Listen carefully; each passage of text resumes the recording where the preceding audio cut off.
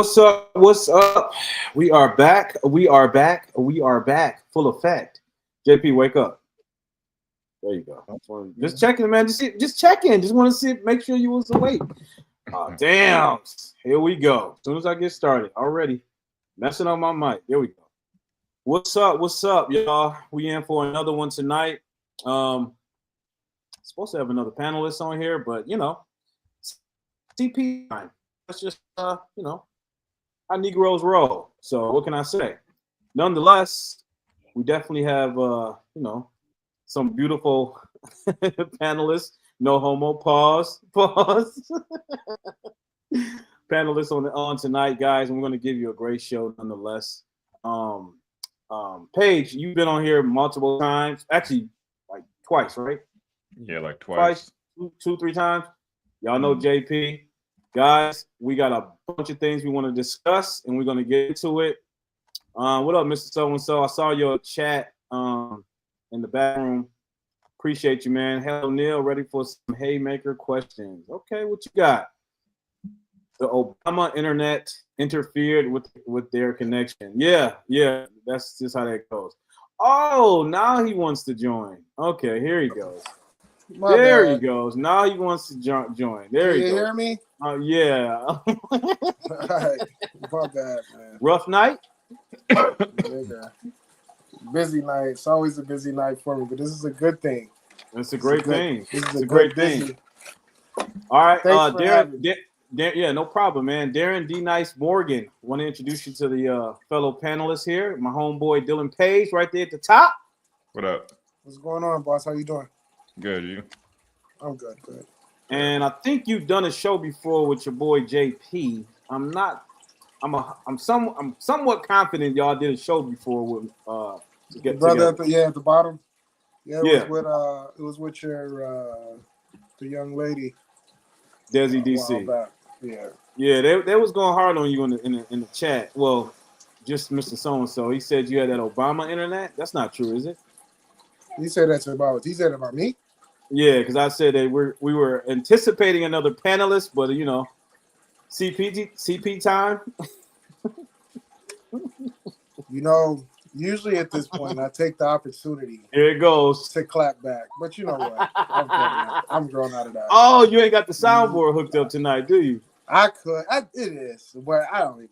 Yeah, I know, right? We're gonna give him a cheer for that. Shout out to him. Whoever said Obama. Appreciate it. Appreciate it. That. Anyway, Obama internet don't exist inside New York. So y'all gotta be like H Juice or something like that. Anyways. Hey, D Nice, I don't even think your mic is I don't think your mic is connected. Did you go to the settings and switch it over to your mic?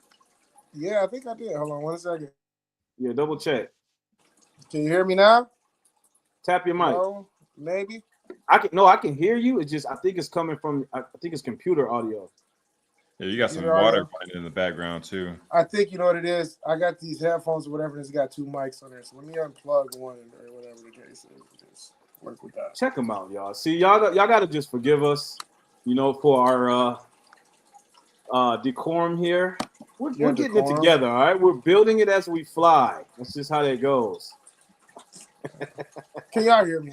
Fuck out of here. Yeah, we can hear you. You good? You solid? But hold on. I do hear a running toilet in the background. Yeah, I don't know what that sound is. Huh? That's my fish tank, bro. Oh snap! Okay, well, all right. Well, yeah. It's aqua season tonight, so it's all good. Anyway, hold on. Let me say shout out Mr. So-and-so. Have no clue what right field questions I will ask. Okay, well, let's see what you coming with, Mr. So-and-so. Sheesh, heard him from the moment his Obama internet allowed him on. Damn, man, you gonna take that? My nigga, what? We in 2024, right? So when it comes down to like trolls and niggas that podcast and shit in the comments, what? What are you gonna do? What am I gonna get angry about this situation? And I'm glad you brought me on for this topic or whatever the case is, because when you deal with a certain type of lifestyle for a long time, there's nothing an internet troll can ever say or do to you. And plus, by the way, let's not forget, I get money, a lot of it. So, and again, I'm in New York City where cheap internet does not exist. So, shout out New York. Shout out to whoever said that in the comments. Hey, Mr. So-and-so, cut D-Nice some slack. So I think he needs to know. That's who in the comments or whatever the case is. I can't. Yeah, Mr. So-and-so, he likes to come hard. Hello, Neil. Ready to hey man, good question. Blah blah blah blah. The Obama interfere with the connection. Blah blah blah blah blah blah blah. All right, let's stay out of the chat. So fucking whole name. Shut your whack ass up. So listen, guys. Tonight, I want to obviously talk about the election. I know we're like a week. How far? Gonna late talking about it, but I figured, pay my respects and at least acknowledge. Oh, hey, Janet, how you doing, Mr. So-and-so? A troll? No, he's not a troll. Mr. So-and-so is fucking lame. I definitely want to get y'all thoughts on the election. I know we all know that Trump is president. I know most people don't follow it, don't keep up with all the, the latest cabinet picks and all these things like that. But just your initial impression, your initial thoughts about the election, whether it matters, it don't matter, whatever the case may be. JP, what you think? America just spoke, man. I mean, I don't see a problem with what they chose. We got 4 years, man. We actually got about 5. We gotta give them a leeway year, and then the first year they out, things can still run its course like it is. But I mean, you just gotta do what you gotta do for the next 4 years. This is what America asked for. Even some of the ones who wasn't on his side the first go around, they kind of said that they seen the benefits of him being in office. I just think, bro, this is gonna prove who the real grinders, who the real ones who want to try to get money. The economy gonna open up. You gotta do what you gotta do. It's no more talking about it. It's about thinking about it now. No more complaining. I got you. D-Nice, what you think? What was your initial thoughts when you heard about it? Well, I know a lot of women are irritated. We're gonna get to that. We're gonna get to that. That's part of tonight's. That's another. I mean, the biggest impact that I've seen outside of anything else is women being fucking angry. The first time he was elected was a nice big spoon of medication for everybody, especially if you were black, because you didn't know certain friends were a certain type of way. You didn't know that they thought a certain type of way. You didn't know that they had a certain type of mindset until this man was elected. Not only that, he knows how to. We forget that Donald Trump is an actual celebrity. Like me and you, Neil, we kind of grew up watching him on movies. We've seen that you fired shit. So I think when it comes down to winning people over, that's natural for him or whatever the case is. And there's a big separation inside the United States. So it's not hard to see that it's a certain traditional, quote unquote, human being, and then there's a modern one. Listen, I don't know. I can't say anything negative because everything that he's doing is kind of like supporting my household. And I think the average American votes off of emotion, not fact. Like, I can tell you all day long how I feel about certain things in Camilla and Donald Trump, but I got 3 kids, 2 businesses, trust funds. I got all of this stuff that matters. Right. In my household. So you know what I'm saying? Whether you my dog or not, and you going for the opposite dude, you not paying my bills. And you definitely not, working these jobs and all this stuff. So it has to boil down to what goes on in your household. A lot of people don't hold down the household. They have roommates. They still stay with their parents. They stay with a family member. That little thin line that they think doesn't matter matters a lot, whole lot. Because once you start seeing where your money is going and how it's spent and what you have to do to gain and get ahead, that's when you're going to start thinking about who the president should and should not be. But I'm not going to sit here and vote for somebody because, they got the same skin color as me. I'm going to contradict myself real quick because I did that with Obama because I was a little bit not where I'm at right now, politician-wise. Right. You know what I'm saying? So yep. At the end of the day, I think a lot of people want to see a certain thing because that's what we want to see. But you're not thinking about your household. You're not thinking about your kids. You're not thinking about the future and shit. So if Camilla was the person for you, shout out to that. If Trump was the man for you, shout out to that. I mean, I'm always mutual until somebody wins me over. Period. Interesting. All right, Paige, what's your thought? What was your thoughts initially? Because I think was me and you together when we found out he won? I thought we was kicking it together. Oh, okay. I mean, no, I don't think so. But no, I think that people just really got tired of the whole Biden Kamala shenanigans. You know, I think that they thought that it was a good idea when they put him in office, quote unquote. But after the last 4 years, I think they just saw what was up for real. So even if you weren't really a Trump supporter, it's like after seeing the last 4 years, you kind of had to use common sense. It kind of forced people to use common sense regardless. So I'm glad he won. You know, I'm eager to see what happens for the next 4 years.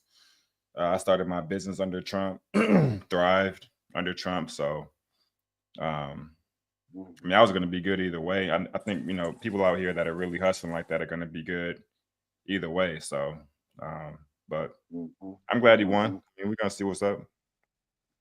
Yeah. I guess, I mean, I agree with everything y'all said. I guess my initial impression, I honestly, I'm not even gonna lie, I'm still somewhat in denial because I don't even know how. I didn't expect him to win. I really didn't. I was already preparing for a loss, for an L. I'm like, how could you possibly think he was gonna lose? I'm curious. Because how could you possibly think he was gonna lose? I thought that the Democrats were gonna pull what they pulled back in 2020. Right after last time, you would have thought he was going to win last time, really. Thank you. Like I would argue he had more support then than what he has now. But how would it been? It was nothing to distract us from the election interference this go around. That is the only reason why he lost last time. But if it was not for mail-in votes, it was no way. Biden got 81 million votes, bro. That is ridiculous. He got more than Obama. No one liked Biden that much. No one. I don't care what the fuck it was the last go around. That was blatant interference in the mail-in votes overcounted. There was no way she could win this go around. No way. Even with, like I told you about not voting, even the 80% of black men was voting at a higher clip against Kamala. But what happened was even the Latinos, and also we had a small number of black men, but the white in white America was not letting that happen. The white, feminist women, made it look like they were on the Democrat side, but white women still know like the man runs the house. They weren't voting for Kamala. White women was not voting for Kamala. Hey, be nice. Mute up when you're not talking because that the Niagara Falls in the background. No, can you still hear it? No, yeah. Right? You can't hear it, right? We can still hear it. Right now? Yeah. Hell yeah. Sound like somebody. What about now? Down in the goddamn rainforest. Yeah, we can hear it, man. I want to put up these demographics real quick, y'all, so y'all can keep talking. My bad. Snap. Nah, it was no way that you would have thought that she was gonna win that shit, dog. I fell asleep before they even started counting. So you anticipated Trump was gonna win by a landslide. Nobody wanted to see Kamala in the office for the next 4 years, bro. Like Not even the liberals wanted to see Kamala in office for the next 4 years. Low key, right? They really did. I don't even believe the celebrities that endorsed her voted for her. I think, like I told you last night on the phone, when it comes to the celebrity endorsements and stuff like that, I think everything that we see that the promotions and the endorsements is just a mindset. It's to mind fuck the people. That the election of the president is, the president can't give us much, dog. He's just a face. It's the mindset of the division of how people operate in this world. One side believes in the economy has to move with money, and one side operates on just feelings and gimme, gimme, gimme. This is how you made me feel. I just believe I don't ever believe that any of those celebrities voted that way, because it doesn't make good for their pockets voting that way, voting Democrats. How rich Look they at are. here are the demographics, just so everybody's clear of what percentage of each sex or race voted for Trump versus Kamala.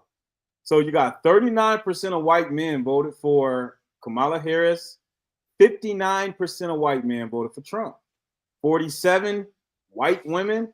I cannot believe Trump pulled 52% of white women. What is that about? What is that about? I thought what he was gonna have a hard time pulling in the white, the white. You really think white women want to live alone with no man? I think. Well, no.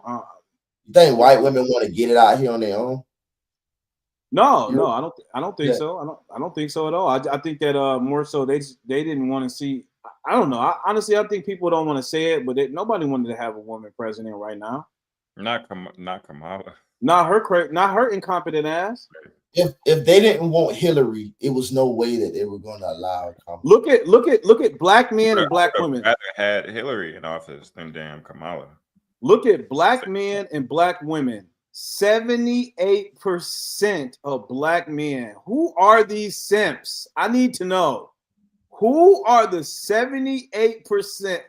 D-Nice, why you make your face like that?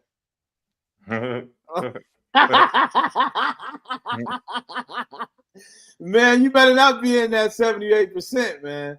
And then you got, look at this, 90. Listen, this is a monolith right here. This is a hive mind.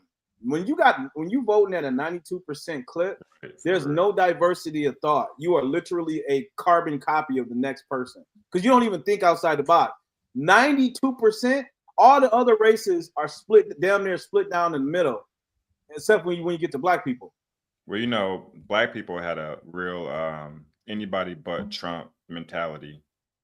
So right, you can clearly see just by these numbers that they were voting off their feelings.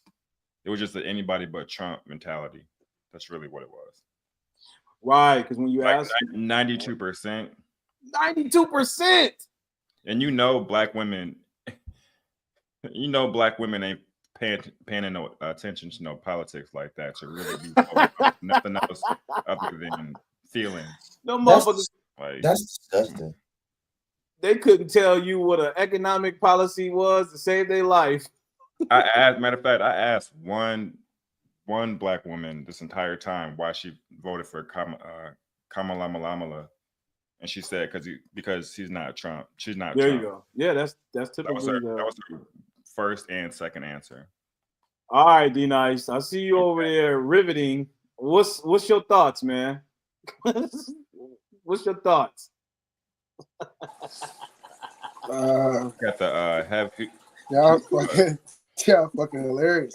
Because I'm not expecting for people to be calling names and do all of this other shit. Listen, I do give her credit for trying, but it's just the things that she had lined up wasn't lining up with America.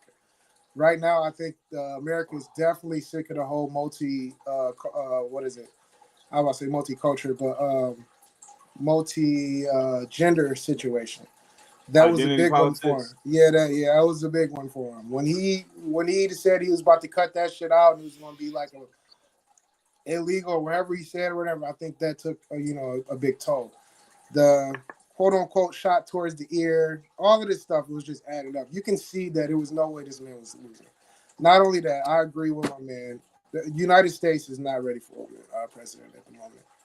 You know what I'm saying? I think before one of us die, or, you know what I'm saying, or be unalive or something like that, yes, we will see something like that. But I don't think Right now is the right time. I think her getting elected as president would have put us in so much. It would have put us so backwards. It's crazy.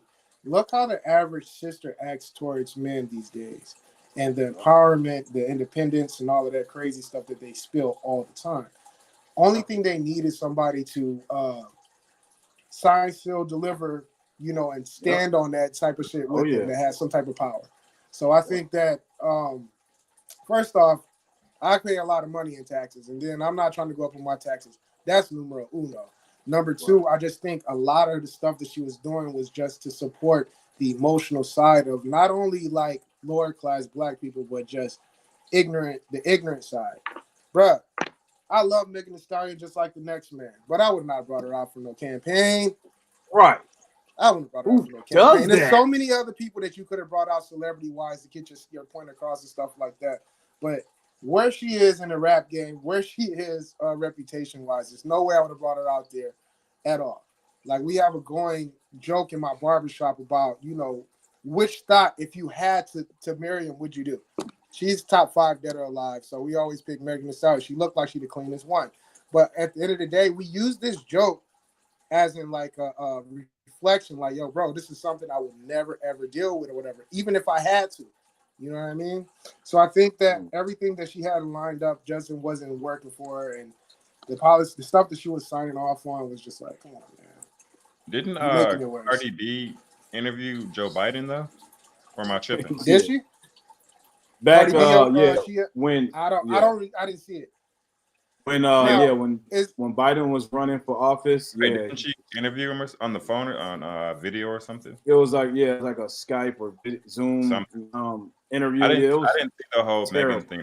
I heard about it. I wasn't really. I mean, I know that Cardi B did something. I wasn't really surprised. They brought that harlot. There's a point again. Every election, they do the same stuff.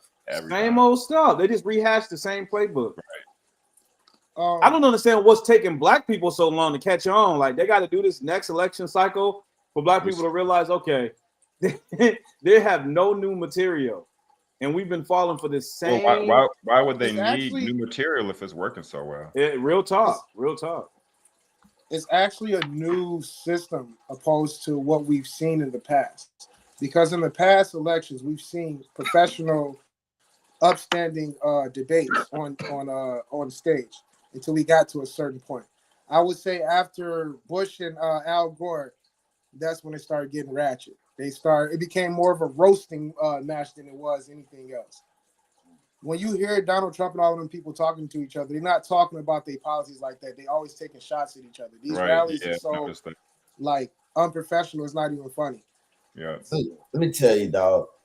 I was at my wits end, man, when it was embarrassing when they brought Stevie Wonder out. What? Stevie don't even know. Stevie can't see. How does Stevie even know this is a black woman? All he knows is what we telling him. We can tell him this is whoever, and he's endorsing this. He don't even know who he looking at. Let me ask you a question. I mean, if you got 5 people telling black women, just real quick. If you were married and you had a blindfold on your head, on your face, would you trust your wife to walk you up the street or not?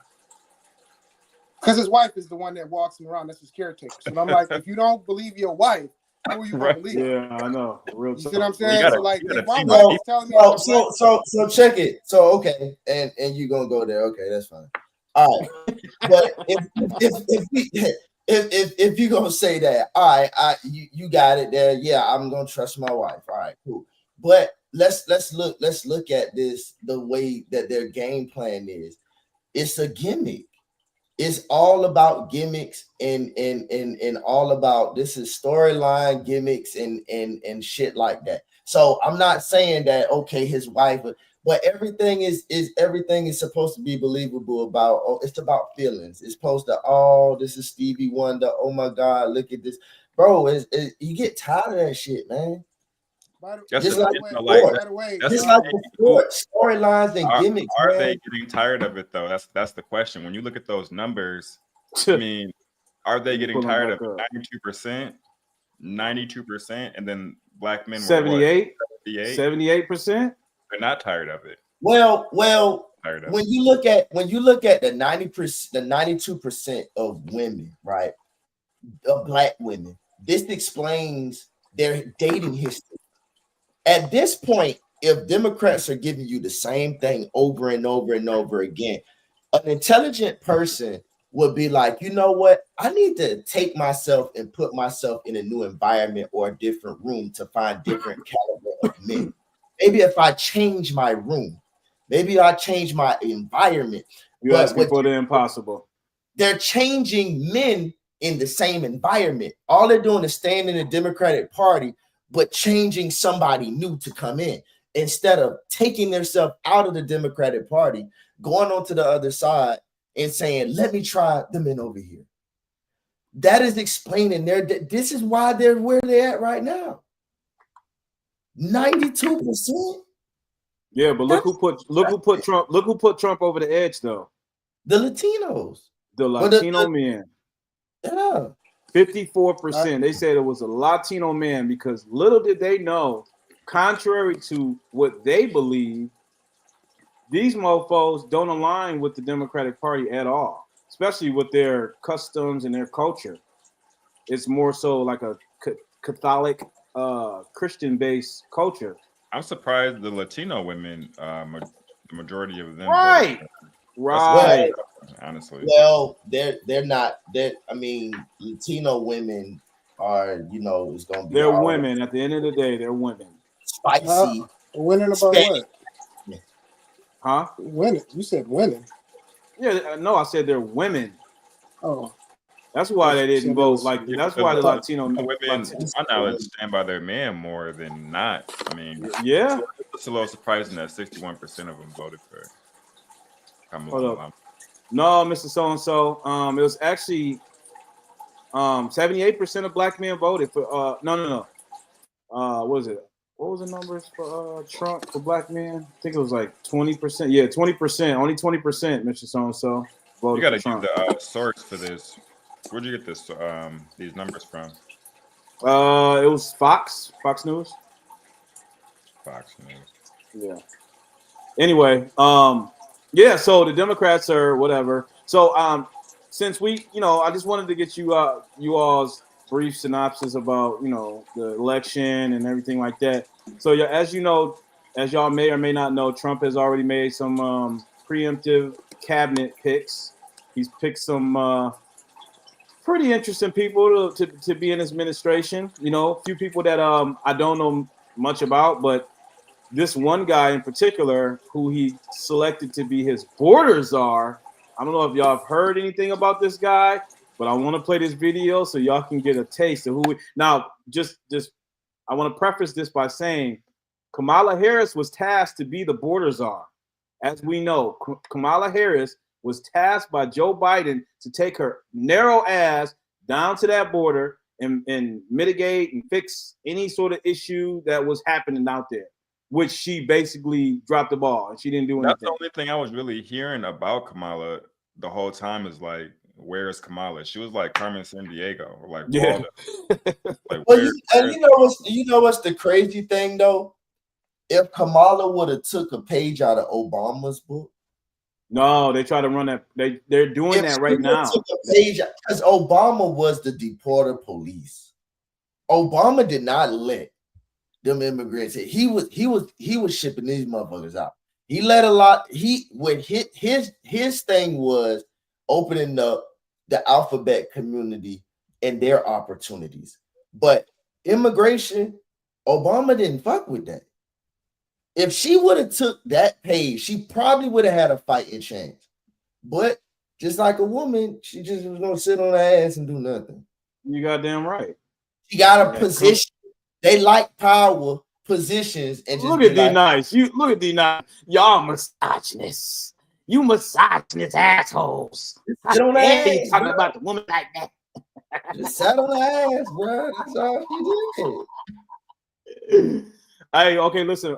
Before I play the clip of the new Border Czar, I want to play this quick clip from Charlamagne the God and what his thoughts are. You know, he's like the megaphone to the black community.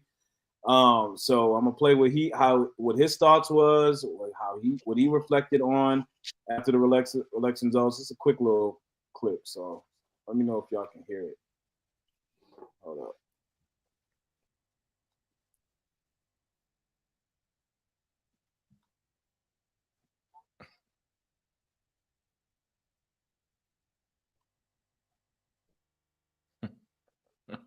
I did not know Charlamagne was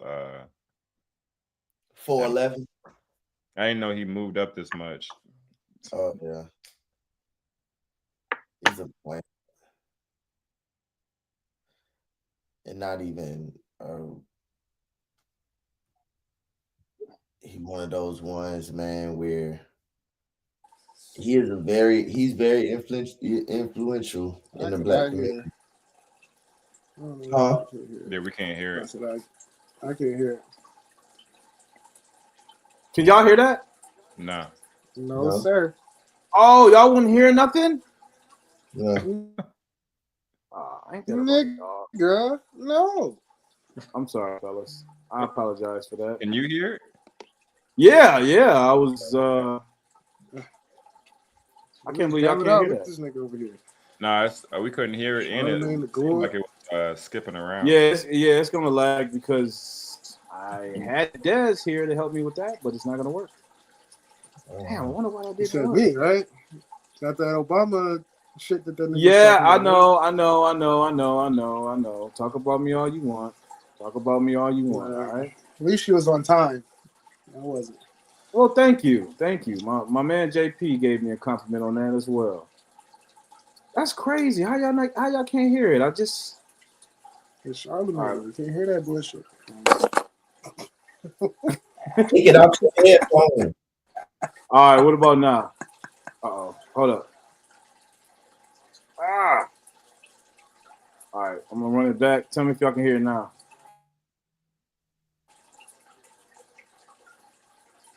Damn, I can't believe this whole time I was playing, y'all couldn't even hear it. That's wild. See what I mean? Des? Blame your ass, man. Who you blame? You said you blaming yourself. What? Nah, Des. She's supposed to play these clips for me because I knew I was gonna have this problem. Girl. Yeah, she's supposed to come on and play the clips, but I don't know. She has some situation at work. All right, I'm gonna try to pull it up one other way. Warn me about her. Warn her about me, sucker. You said you could have warned you. Oh, so you talking about warning me about her? You could warn her about me. Wow. Yeah. Well, you know, Des. Man, if you don't know, Des, she's a damn firecracker. That's okay. You can, yelling shows. How the hell you gonna put all this on Dez? Nigga, we just went 30 minutes of you doing this shit, sound checking. I know, and you heard it, right? Heard. When I played it for you. Sound check, I did hear it. Yeah. How the hell you just gonna blame her? Because if I was gonna run into any technical difficulty, 40 minutes with you sound checking. If I was gonna have any technical difficulties, I was gonna blame Dez for it. That's how. And I'm having those technical difficulties. Damn. All right, cool. So this video is not gonna play. That's what's up. So let me just go ahead and try to play this video then. What you saying? All right. My man got. What type of fish do you have, man? Sharks? No, I got a 40. It covers my back wall, and it's right up under my Nicki Minaj picture, which has like LED lights on it. So my room is really what's in my mind. All right. Tell me if y'all hear this. Tell me if y'all can hear this. Can y'all hear that? No. Oh my God, this is all bad. Take it out if you can hear it, take it out your earphone. And play it on here. Take it out your earphones so everybody can hear it. Yeah. And just rehook your earphones right there, man. No, it's not.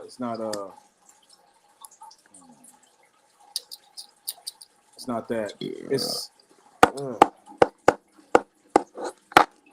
Oh my God! It sucks, man. I don't even know how to do this. I don't know how to get this audio. Got my mic. Okay. Yeah, I don't know if this is gonna work. This is not gonna work. This is not gonna work. How did it work? I don't understand how it worked before we even did all this. I give one last chance to do this, and then we're gonna have to impromptu. All right, this is how we're gonna do this. Let's see what the comments are saying. I just want to say that my fish tank is really not that loud. It's just I really got a really good mic. That's all. I don't even think your mic is. I still don't think your mic is coming through, man. I think you're still talking through your computer low key. You just don't know that. My nigga, my MacBook. My MacBook is right here. I am on my phone. Oh, you using your phone right now? Yes, nigga. It's not. That's what I'm trying to tell you. It's just a really good mic. I bought this mic like from that one spot on Amazon. The board and the microphone was like $210. Yeah, but when you tapped on the mic, we couldn't hear the tap. That's why you're saying it's not coming through the mic. It would cost. Did y'all hear that? Yeah. I just heard that. All right. So they're not gonna let me play the Charlamagne clip. But all right, check this one out. This is the border czar that Trump has appointed. This guy means business.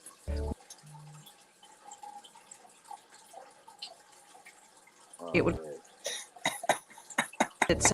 We have seen one estimate that says it would cost $88 billion to deport 1 million people a year. I don't know if that's accurate or not. Is that what American taxpayers should expect? What price do you put on national security? Is that worth it? Is there a way to carry out mass deportation without separating families? Of course there is. Families can be deported together. Damn, my man is not playing. Dog, the sister, the brother, the cousin, the aunt, grandma. Round their asses up. Round them all up. Grandpa, uncles, fish, barber, the dog. I'm saying, I don't think people understand how much that shit affects us when niggas sneak over the border and be working these jobs. But again, it's like a double-edged sword because a lot of people that I know won't even work in McDonald's, let alone any type of job like digging up a hole or working something that they call under, they're beneath them or something like that. And these are the jobs that these guys take, and they work them from the bottom all the way on up. Well, you have to get them out, right? You have to get them out so you can put it in the face of that Americans are lazy. And once you do that, that is when automation is going to kick in, because you can't deport automation. You brought this. This is where the world is going. You have a chance to outwork automation, but they're not going to because they're lazy. But if you get the immigrants out, you have no excuse. Once you get shipped out, everybody getting shipped out, Americans and the immigrants, dog. What up, Lee? Okay, guys. Here's another quick clip. He's sending out the ones with green cards too, the people that's legally here to be here, or just? Well, no. He's prioritizing. He's going to prioritize the murderers, criminals, people that have criminals. He's prioritizing those with people who cross the border illegally, obviously, that has felonies. Okay, the only thing I can say to him about this is that the last piece was strong, because when we were deporting 4 to 6 years ago, families was getting broken up left and right. Kids still ain't seen their parents, still ain't they mothers and stuff ain't seen their husbands. So shit, hell, at least y'all be together. Y'all going back, but it's not gonna be separated type of shit. Like, oh, you a cold piece, D9. What would you rather? No, I agree with that. Let me hear me out. If I got a 3-year-old, 4-year-old, 5-year-old, do I want them to be separated from me into all of this madness, cuz? No, I want them to be right there with me. But when they get separate, what was happening is they were being separated, and that's how the child trafficking and stuff like that. Yep, and it wasn't reunited. None of that shit. It was bad. And then and it's all about theatrics, and I tell you, like I said, it's theatrics, bruh, and it's all about, like I said before, those are the school shootings characters and the child trafficking. That is how they lump that, and when they separate those families like that, there it's bullseyes when they start to be props.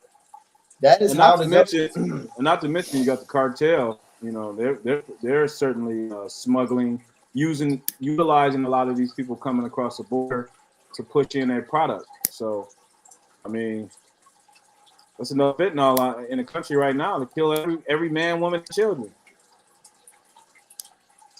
So, anyways, here's another quick clip, y'all, of this guy Tom Homan. I think it's Tom Homan. Just to kind of give y'all a good, impression of how this guy is going to be. He ain't messing around. He ain't messing around. Hold up. Back to tractor trailers, trying my 18 dead aliens that suffocated to death because the smuggler didn't care, including a 5-year-old boy. What do you think his last 30 minutes were like? I was there. I seen it, I smelled it, I saw it, and I had a 5-year-old boy at the time. It changed me for the rest of my life. I've seen people who couldn't pay their smuggling fees got stabbed in the face 22 times. 31% of the women are being raped crossing this border. Children are dying. Cartels are getting rich. Why am I angry? Because you haven't done anything to fix it. Nothing. We've been up here for 2 years trying to close the 3 loopholes that Colin said needs to be closed. And you haven't taken one action. But if there's a policy or initiative that's going to cause an illegal alien to be arrested or be detained or be removed, we're going to have a hearing within days.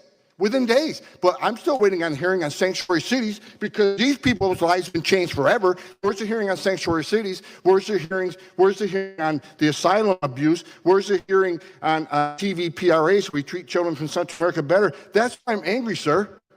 I know I shouldn't be paying attention, but that's why I'm angry because you have and it affected me in my life. I spent my career trying to save lives. And when I see what's going on in the southern border right now, and you're ignoring it for political reasons, why not have a hearing on that? Why not fix the problem and close the loopholes? Why not? There's no downside in securing our border. There's no downside in illegal immigration being decreased. There's no downside unless drugs come to this country. Opioids, I see opioids kill every man, woman, child 3 times. There's no downside in taking money out of the cartel's hands. None. Yeah, Trump knew what he was doing when he picked this guy. He ain't playing. The Democrats are going to he definitely seems more passionate about it than Kamala. Yeah, definitely. Sure. He seemed like he just pissed off. He like, man, like I'm so ready to just send all these mofos right back to their country. He is like, my man looked pissed. My man looked real pissed. All right. Anyways, any final thoughts on the on Trump's? Actually, you know what? I did want to play one last policy that Trump is proposing.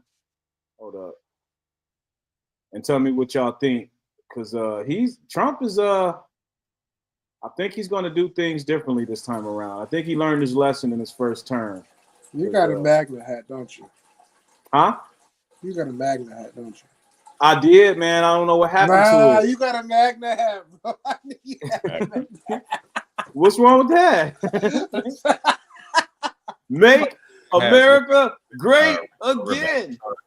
I'll tell you what, if I buy my 14-year-old a fucking moped and it takes $1 to fill it up like it did when I was a teenager, we're great again. Until then, I don't want to hear that shit. Well, $1. That's how much it cost me to fill up my moped. Yes, my Yamaha. And that should get me from Ipsy to the H-Deuce easily. Oh, snap. And back? I didn't know you was and back. All day. Oh, yeah, Dylan. He went to he went to Willow Run. What up, Andre? Word. All right. Here's another here is another. Well, I didn't even play the first Trump policy proposal, but this is one of his policy proposals. Trump is what he plans to do. I'm telling y'all, he freaking the left out because they like, And it's a full mandate. We have the House, the course at Senate, colleges and the damn the House, the Senate, and the presidency. So it's a full mandate. They can do whatever they want, pretty much. Here we go. Tuition costs at colleges and universities have been exploding, and I mean absolutely exploding, while academics have been obsessed with indoctrinating America's youth. The time has come to reclaim our once great educational institutions from the radical left, and we will do that. Our secret weapon will be the college accreditation system. It's called accreditation for a reason. The accreditors are supposed to ensure that schools are not ripping off students and taxpayers, but they have failed totally. When I return to the White House, I will fire the radical left accreditors that have allowed our colleges to become dominated by Marxist maniacs and lunatics. We will then accept applications for new accreditors who will impose real standards on colleges once again and once and for all. These standards will include defending the American tradition and Western civilization, protecting free speech, eliminating wasteful administrative positions that drive up costs incredibly, removing all Marxist diversity, equity, and inclusion bureaucrats, offering options for accelerated and low-cost degrees, providing meaningful job placement and career services, and implementing college entrance and exit exams to prove that students are actually learning and getting their money's worth. Furthermore, I will direct the Department of Justice to pursue federal civil rights cases against schools that continue to engage in racial discrimination and schools that persist in explicit, unlawful discrimination under the guise of equity will not only have their endowments taxed, but through budget reconciliation, I will advance a measure to have them fined up to the entire amount of their endowment. A portion of the seized funds will then be used as restitution for victims of these illegal and unjust policies, policies that hurt our country so badly. Colleges have gotten hundreds of billions of dollars from hardworking taxpayers, and now we are going to get this anti-American insanity out of our institutions once and for all. We are going to have real education in America. Thank you. All right, Trump. Thoughts? What are your thoughts? I just don't even know how you can like hate Trump for real. I understand if you just don't like him, like everybody ain't gotta like everybody, but I just don't get how people just are real Trump haters. Like I just don't get it. It's not for me to understand really, but I just don't get it. Like the Trump derangement syndrome, right? Like you can't even mention the name Trump without them going full zombie mode, right in your face.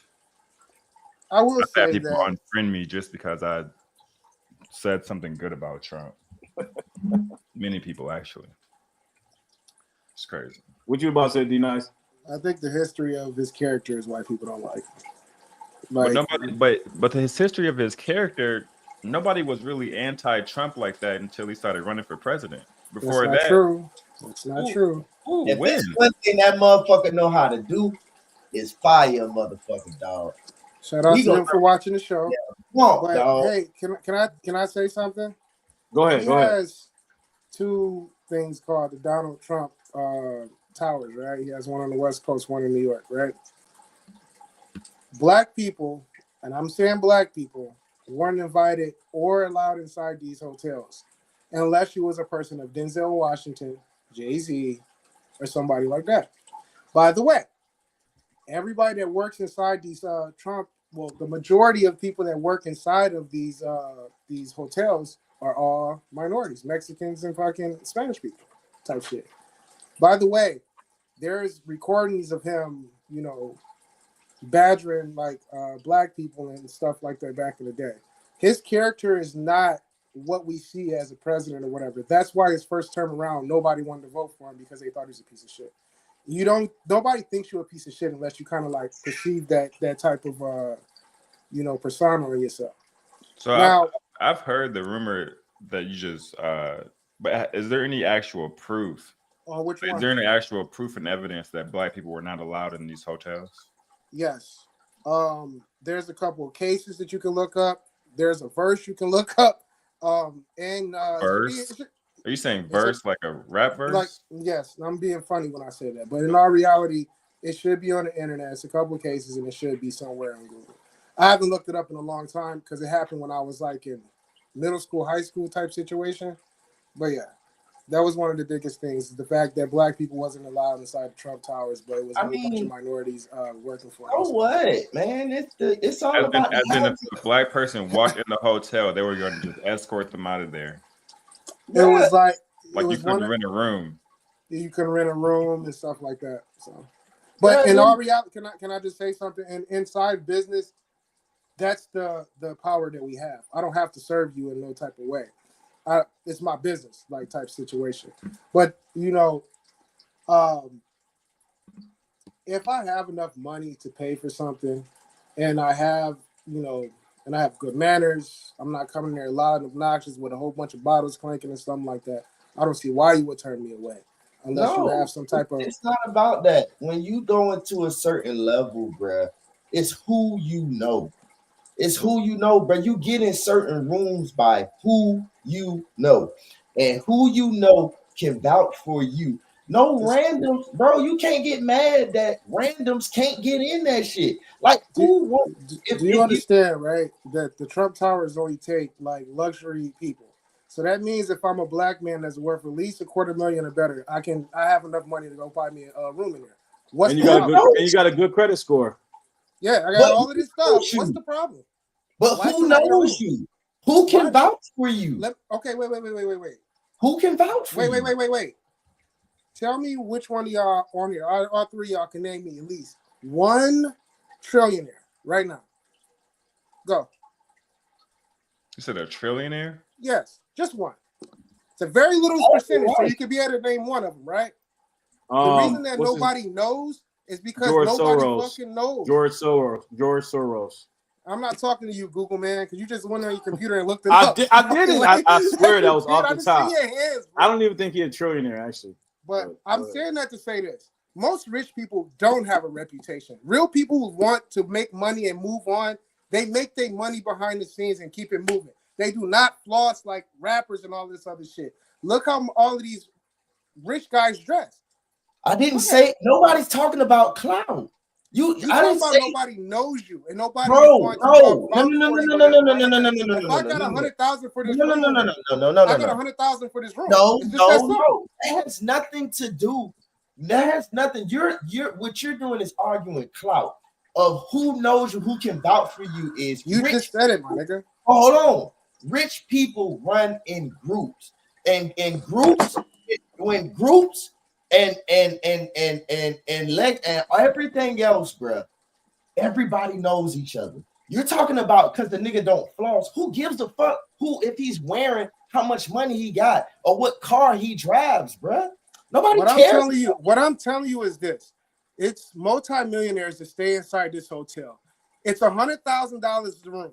If I have $100,000, why are you turning me away? That's the question. Being turned away, bruh. What are we arguing? You're talking about black people being turned away. That's it. He's not turning away white millionaires. He's not turning away other motherfuckers like that. Jewish niggas and shit. It's just black people. Well, so you telling me? And the reason I put that thing about the verse in there. One at a time. Let D-Nice. Hold up, JP. Let D-Nice finish his thoughts. The reason I'm saying this is this, man. You can do whatever you want with your business. All right, you can do whatever you want with your business. But his reputation came from this. Is what I'm telling you. It came from this. It's a fact, my nigga. So I don't care if somebody's flossing or not. And rich people don't travel in packs, nigga. Are you serious? They have a cult where they know each other. They don't travel in fucking packs. Are you serious? Niggas who get money. Okay, listen. Niggas who get money do not act like that. And what I'm trying to tell you is, you talking about what up, who knows you. Who knows you? You don't have to know me for me to have $100,000 and for me to come to this hotel. That's it. I'm coming here to stay in this hotel, downtown Manhattan, $100,000 a room. Cool. I got 200,000 for you. I need to stay for a weekend. Why are you turning me away? A, because I'm black. B, because I don't have enough money. C, because I'm not a millionaire. Which one is it? That's what I'm saying. I'm not saying nothing about flossing or nothing like that. Most rich people don't floss. That's what I'm saying. You're not gonna know. You're not gonna know a millionaire if he's standing next to you like that because he don't fucking act like a regular person. He don't dress out. He don't buy them type of shits. Trust me. The niggas that y'all see buying Bentleys and all of that shit, them shits are given to them because they have a certain type of status or whatever the case is. When it comes down to people who make their own type of money and shit, think about a nigga that owns a fucking construction company. I bet you couldn't point him out with a fucking red goddamn hat on. People who make money don't do that, my nigga. And all I'm saying is Donald Trump is turning away niggas, black people, no one else out of his thing. So what? Who gives a That's fuck? more. Because you know hold up, be nice. Hear him out. Go. Oh yeah, you was right. That nigga do lean left. Well, just let him. Just let him. Hold up. Hear him out. All right, D Nice. Hear JP out. I'm listening. Go ahead, JP. First of all, man, who cares? Because this is the reason why, bro. When someone shows you who they are, bro, if you're not welcome, that bro, just go somewhere else. But at the same time, too, man, you just said the likes of Denzel, the likes of Jay-Z, right? However, everybody's rich under those two people's covering or entourage or whatever they can be vouched for to come in. That is what I'm not talking about rich people running into cliques and groups because they just run together. Again, it's who you know. That is how you make it to the top, bro. It's who you know. It's relationships and networking, bro. If you ain't networking with nobody for your name, that you can, when someone's talking and say, hey, you know, such and such told me to this, that, and wait. That's such a horrible analogy. I just want to kind of level set. Where do we disagree at? I just want to make sure y'all not talking past each other. Where do you disagree with D Nice? Where you disagree with JP at? My bad. I cut my mic down.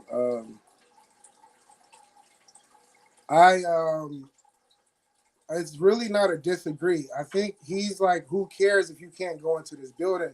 All I'm saying is when it comes down to Donald Trump's reputation, this is why his reputation is what it was with a certain crowd of people because of this, not anything else.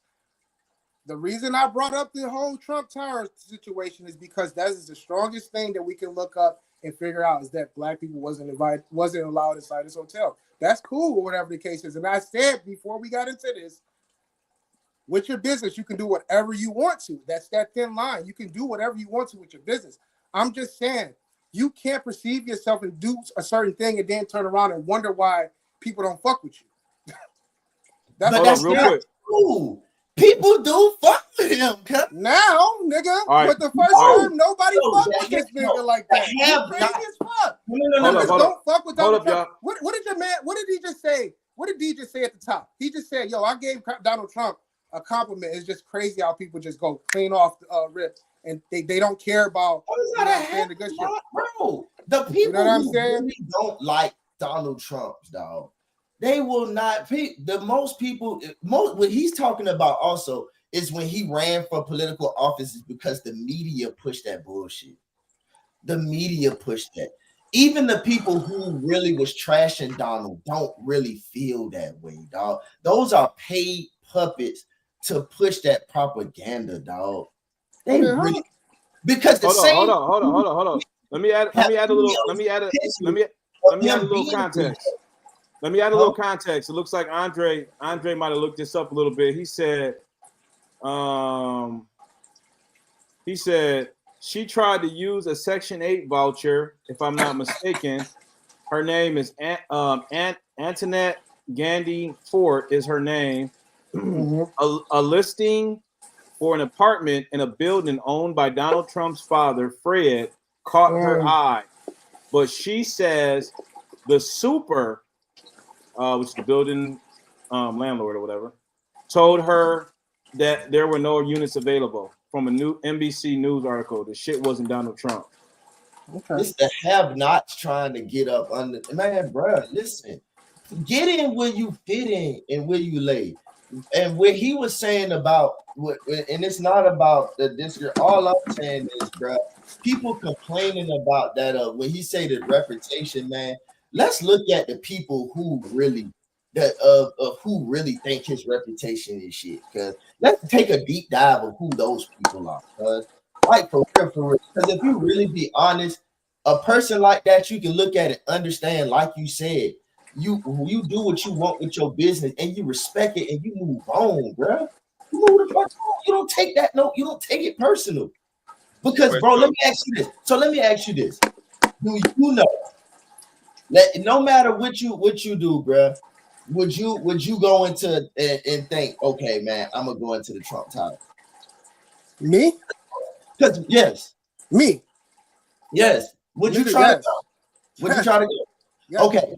So, you have tried before or you have not tried yet? I've been there before. Okay, were you denied? No. Wait, when? When was this? This was in 2017. Literally 25 plus. Damn near 20 years after what I'm talking about. So a person like you. So a person like you.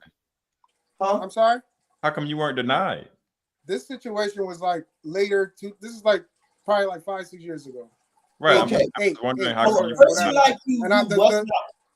Wait. Hold up, y'all. One at a time, y'all. One at a time. Okay.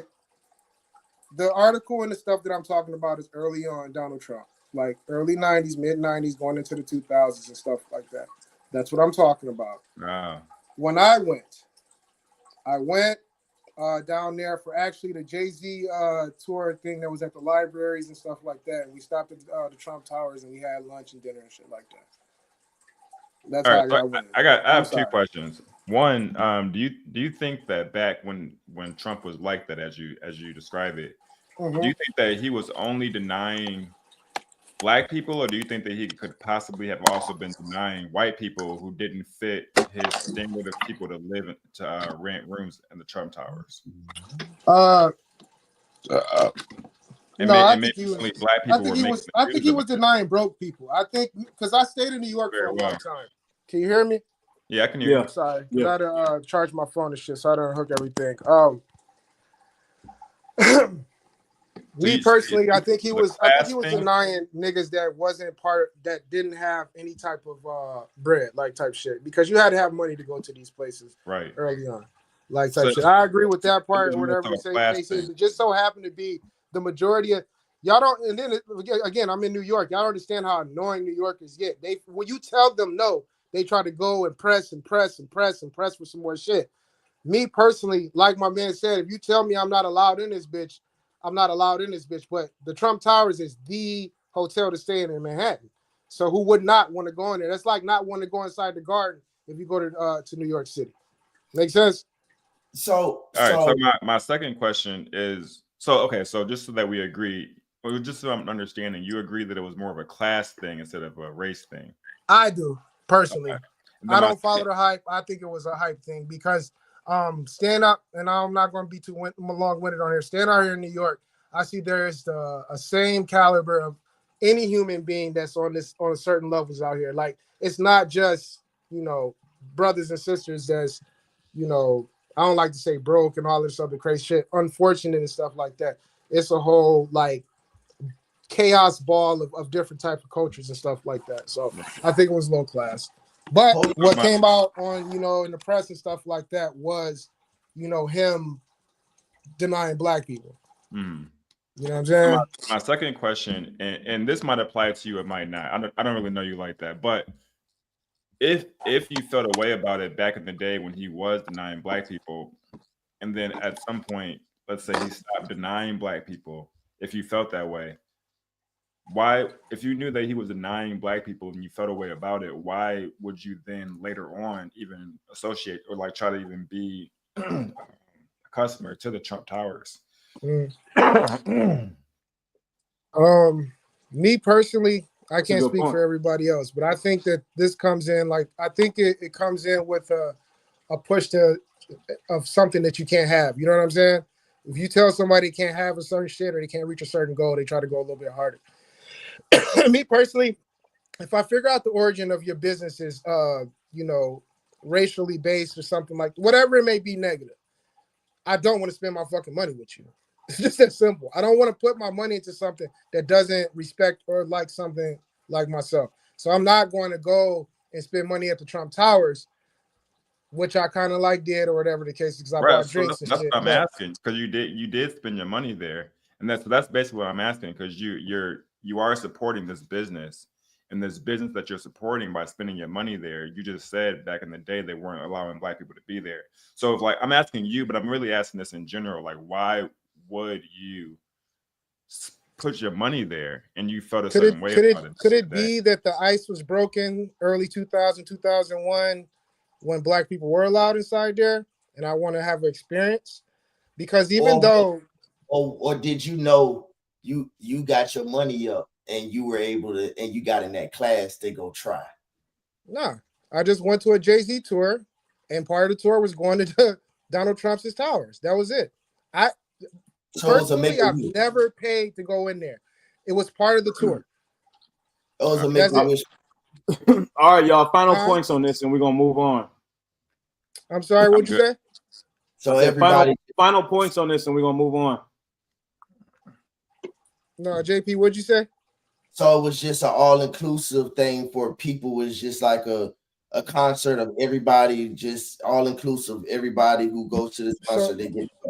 It wasn't a concert. So what they did was they took Jay-Z's all his albums and stuff like that, and they put them inside all of the main libraries in the city. You got to go around the city and check them out. So they had Reasonable Doubt at one, they had a Blueprint at one, then they had a whole bunch of pictures and, you know, souvenirs and stuff like that. It came with I think I got the book right here. It came with this right here. It's called The Book of Hove, and it came with a whole bunch of like different type of shit. Yeah, so it came with a whole fucking like thing. Damn, you was a die-hard Jay fan. Shit.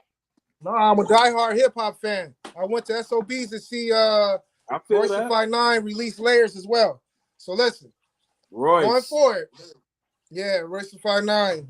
I hope y'all know who that is. Y'all from Michigan, right? Man, come on now. Don't do us like that, man. Don't get. Side note, I flex with that comment that Andre just made.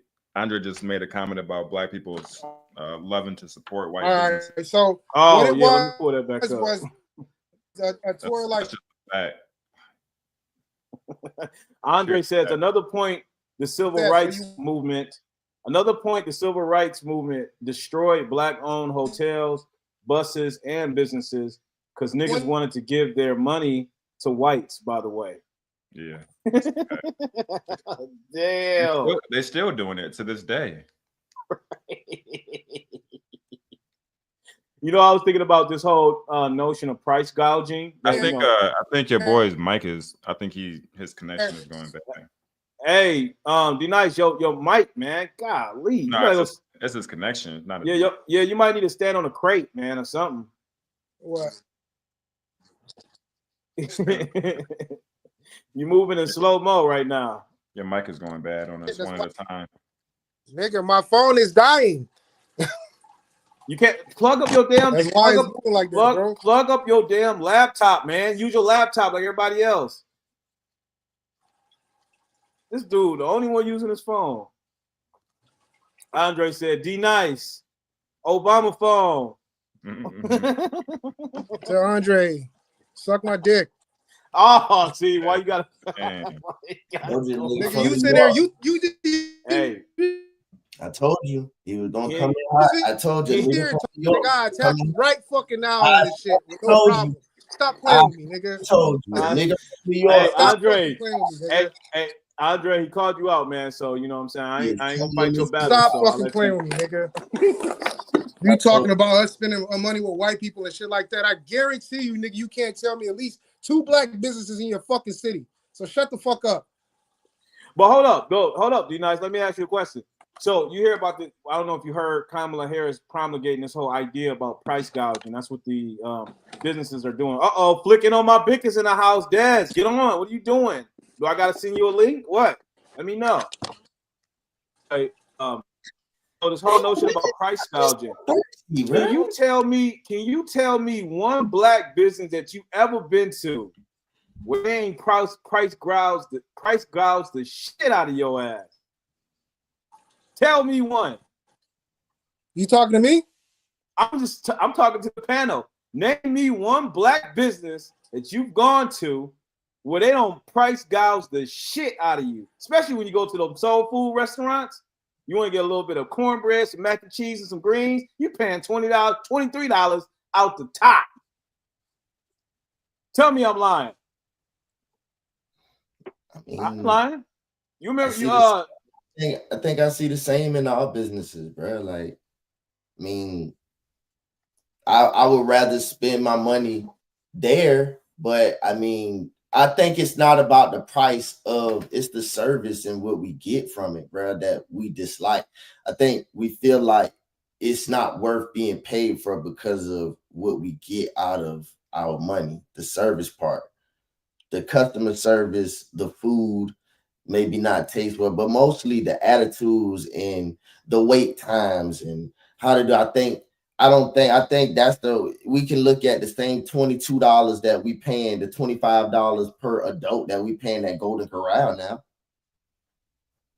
Yeah, I think I don't know. I mean, I've been to black-owned restaurants and whatnot. I've never really felt like I was being overcharged, really. I mean, yeah. At the same time, I don't mind spending money at, like, I'm not. You got some people that's like, like my business. I don't particularly like doing business with people that I know guys discount. So like when I spend money at a black business, I don't want a discount. I'm about to pay the same money I would pay another business, and I might pay you more just because. But unfortunately, like a lot of people want a discount. So with that discount mindset, some people might feel like they're being overcharged. I've never Majority of black businesses I've gone to, particularly restaurants, they price gouge the shit out of y'all. They're probably struggling. Yeah, well, that's fair. That's perfectly fair. But my thing is,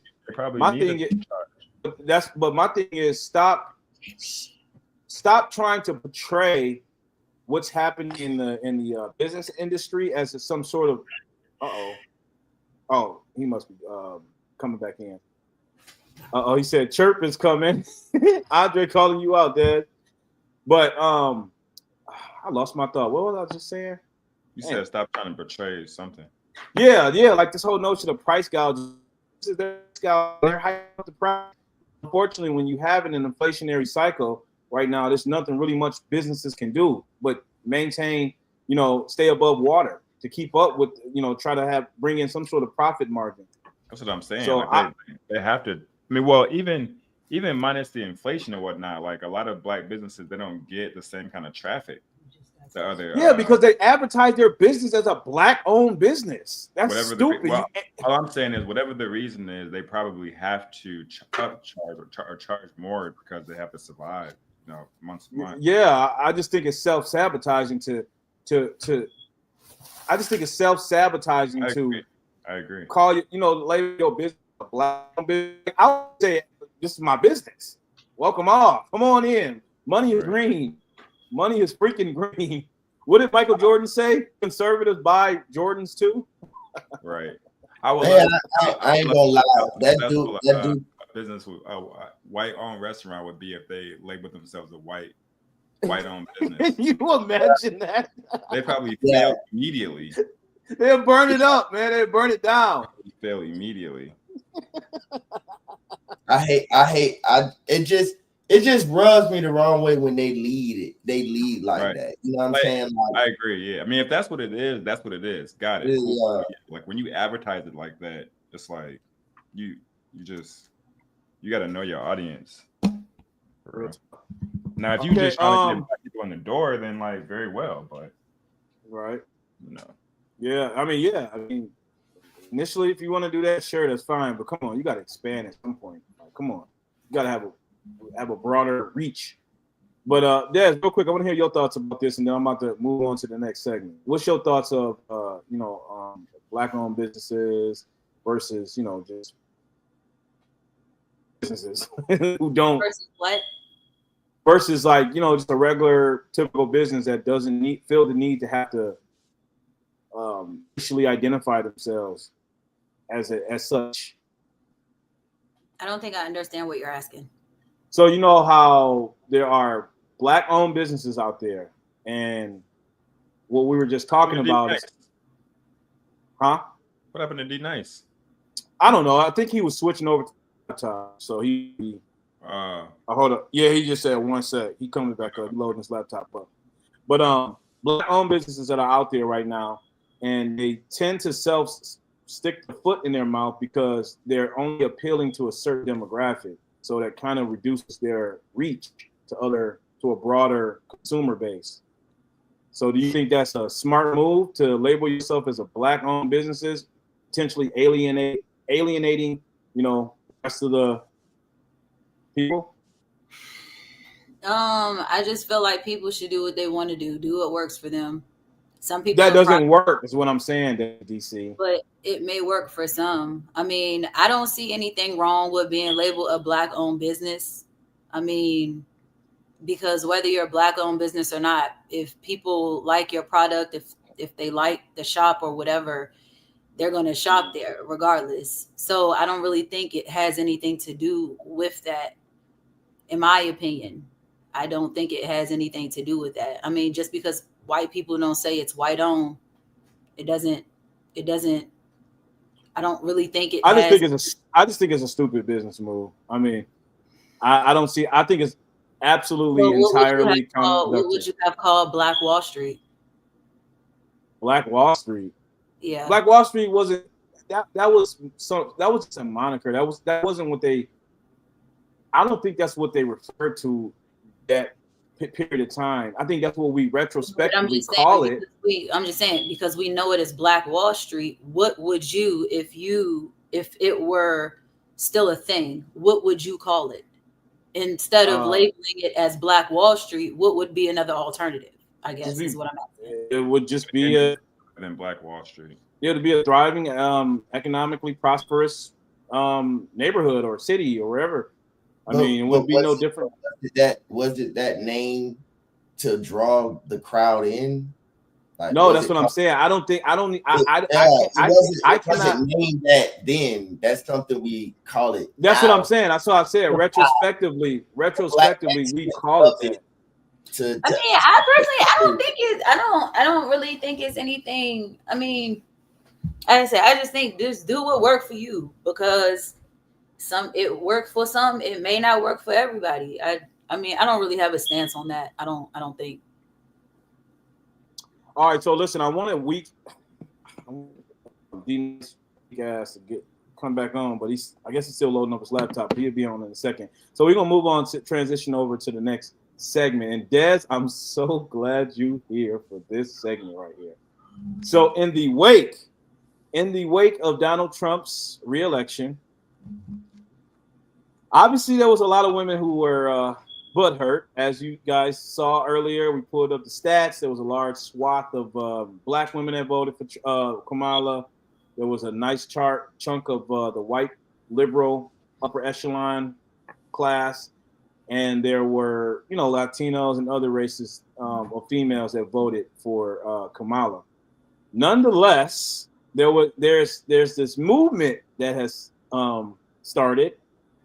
Well, I won't necessarily say it started here in the United States, because originally I think it started in North Korea or whatever. Not the bracelet. Please don't say that. I'm about to say it. It's called the four. No, Des, you should be 100% on board with this. As much as your rhetoric align with what these females are saying, it's called the 4B movement. So apparently, these women are swearing off men, swearing off marriage, swearing off just any sort of intimacy, friendship. They don't want anything to do with men.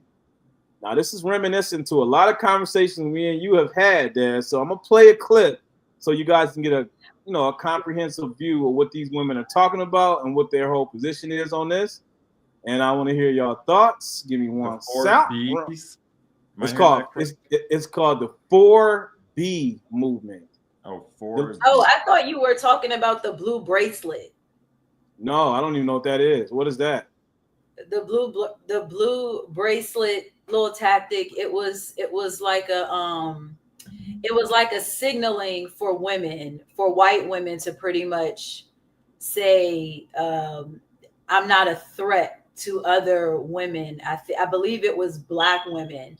So if you put on this blue bracelet, it pretty much signaled to other women, from one woman to another woman, that, I'm not a threat to you. Oh, so them hoes just wearing the bracelets so they can lie. Oh, okay. It was a bunch of stuff. I got into it with somebody at the bar today.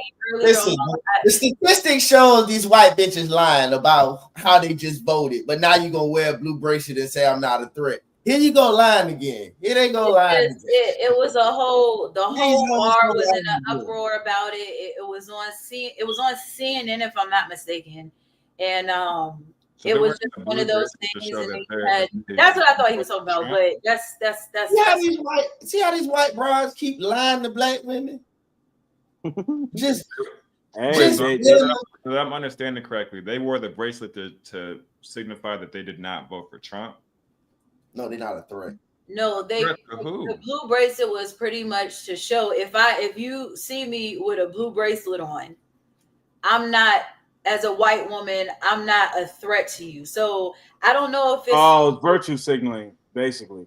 Yeah, pretty much. That's what it was. Not a threat to who, and when were white women a threat?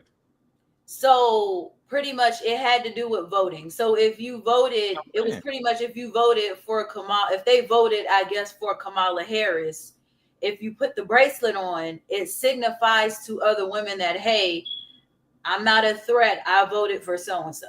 That's what I said. So if you put on the blue bracelet, it basically is saying that you did not vote for Trump. You voted for Kamala. Yeah, but I'm not sure if it's that they didn't vote for Trump or if they didn't vote for Kamala. I'm not quite sure I voted for Trump. So it's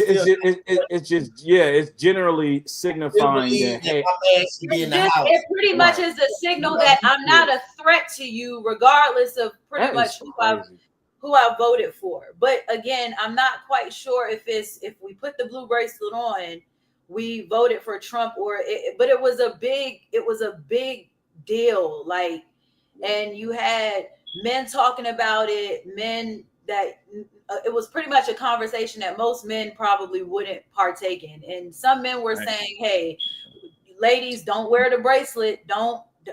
For this reason or another, but that's what I thought he was speaking of. Hold on a second. Y'all go. That's crazy. Once again, that's another telltale sign. Women are descending further and further into Looneyville. Oh, okay. Sorry. Real quick. White women who voted for Harris are leaning into the blue bracelet trend to cope, but not everybody is sold. So you can look it up online. But after the election of Donald Trump, many white women are feeling betrayed by the 53% of their peers who voted for him. Their answer, a blue bracelet. What started as a way for white women to subtly signal that they supported Vice President Kamala Harris for president has ballooned to a vertical social media movement, but is getting skepticism from many people online. So, hey, Janet wants to know what color bracelet she should wear if she is a threat. She wouldn't wear one at all. I mean, or I don't know, but like I said, hey, Daz, did you wear your bracelet? Huh? Did you wear your bracelet? Well, I just heard about it. Oh, wait, it's for white women, so you wouldn't. She's not a white woman. So have you seen anyone in real life with these bracelets on? I literally just heard about it. So okay. I've been kind of watching I've been watching politics throughout the all day, just on various topics. But that was one. So I could just wear any blue bracelet. Blue just signifies, I could just, it's not a specific bracelet. It's not the bracelet we used to wear as kids when we used to pop them, right? I'm not sure. I just know that it's something that they're saying is becoming a trend right now. Everybody is talking about it all over social media, and I hate social media. it's not just social media, but it is social media, but it's all over. It's all over CNN. It's on MSNBC, and they're talking about it as a way, because I'm guessing most people thought when this political election happened, all of these different things were going to take place. So I guess it was just more or less let's try to get the hate out the way early. Let's just start a trend that says, hey, we as white women aren't a threat. We picked Kamala. So I don't know. I thought that's what he was about to say, and I was about to say, please do not bring me in that conversation. No, hell no. But I'm going to certainly do my deep dive into that, because I am slightly curious about that. Because I didn't hear about it. I never heard about it. But thank you for bringing that to my attention. But nonetheless, I do want to just show y'all about this 4B movement. I'm gonna play this video so y'all can get an idea of exactly what I'm talking about. And here it is. D-Nice is still, I don't know what he's doing with his laptop. But 4B, women are swearing off men, and it's all because of Donald Trump. Well, not all of them, but interest in a movement called 4B surged online after it was announced Donald Trump had won the US election. So what is it? The movement basically calls on women not to engage in sex, have kids, marry, or date men. After the election result was announced, there was more than 50,000 mentions of 4B on X from US accounts. And since then, X accounts mentioning the words 4B have reached more than 45 million. So where does it come from? It began in South Korea in the 2010s in response to increasing sexual violence, gender inequality, and societal pressures. In Korean, 4B represents the movement's 4 no's. No marriage to men, no dating men, no having children with men, and no sex with men. As well as encouraging celibacy, the movement inspired young women to bend their makeup and shave their heads as part of a protest against consumerist Y'all heard that, right? Shave their heads? culture and societal pressure to perform for the male gaze. So, why is it taking off in the US right now? Data on the exit poll from the election shows that 55% of men voted for Trump, while 53% of women voted for Vice President Kamala Harris. The president-elect has openly touted his role in the Supreme Court ruling to overturn Roe versus Wade, a landmark decision that protected a woman's right to have an abortion. Some women feel that 4B could be a way for them to reclaim their power. You know what? I'm not mad. I'm not mad at all. If shaming these harlots never worked and it doesn't work, if shaming these harlots into practicing abstinence, into waiting until marriage, or just, abstaining from sexual immorality, if that didn't work, I think this might be our last ditch effort right here. What's your thoughts, Des? I know you got to agree with this movement. I know you have to, because this is all you talk about. This is all you preach. Separation, right? Come back to me. Come back to all me. Right. JP, what's your thoughts? Hey. They lied. They lied. Hey. They lied. They lied, man. First and foremost, most of the women, that's speaking this, that's spewing this, man. Let's just take a deep dive of their character. You know what I'm saying? A lot of these women that's on social media that's speaking this out loud, starting this movement, man, they're very distasteful anyway. You know what I'm saying? Like, and I'm not saying like they ugly or they're fat or anything like that, but just the culture and what they stand for. Like, a lot of women that's talking about the abortion thing, it's not about the 1% of the rape or anything like that. These are women that's using abortion as contraceptive, bro. Like, that's just what it is. I believe they're lying. They're not gonna, because let's be honest, the more and more women leave men alone, the more money that men are having in their pockets. And then women don't want to continue to do hard stuff alone, which that's rightfully so. It's certain things in this world they just don't have to do because we're here to do for them. You know what I'm saying? Like, it's a team effort thing. It's not like putting a gender role and snatching things from you. It's just some things we just don't see our women having to do. And it's some things that you don't want to do that we just be like, yeah, for a man, I should do that. I mean, fuck it. I should do it. And again, life is going to get harder and harder and harder for single women. It's not meant for women doing this. World is not meant for women to be enduring this shit by themselves, solely alone. No matter how tough you can be, it's not about saying that you need a man, but having a man, it makes life easier as a team. It just makes life easier. And I just don't believe it, because the more money that these men have, then again, they're going to start coming back, and then they have more money to spend on the women. Like, it's coming back tenfold. So they can start this out and be like, yeah, we don't want men. Man, that shit gonna get long and lonely, man. Like, and it's gonna be a small percentage of women that these men, you know, they just bust down and whatever. But they'll survive. Can you imagine a bunch of bald-headed ass women running around? Man, anyway, I know the dad's not gonna do that dumb shit. Hold on. I'm glad you said you cut your hair look crazy like that. Let's start. Dylan, let me get hold up, Des. Hold up. I want you to save you for last. Hold up.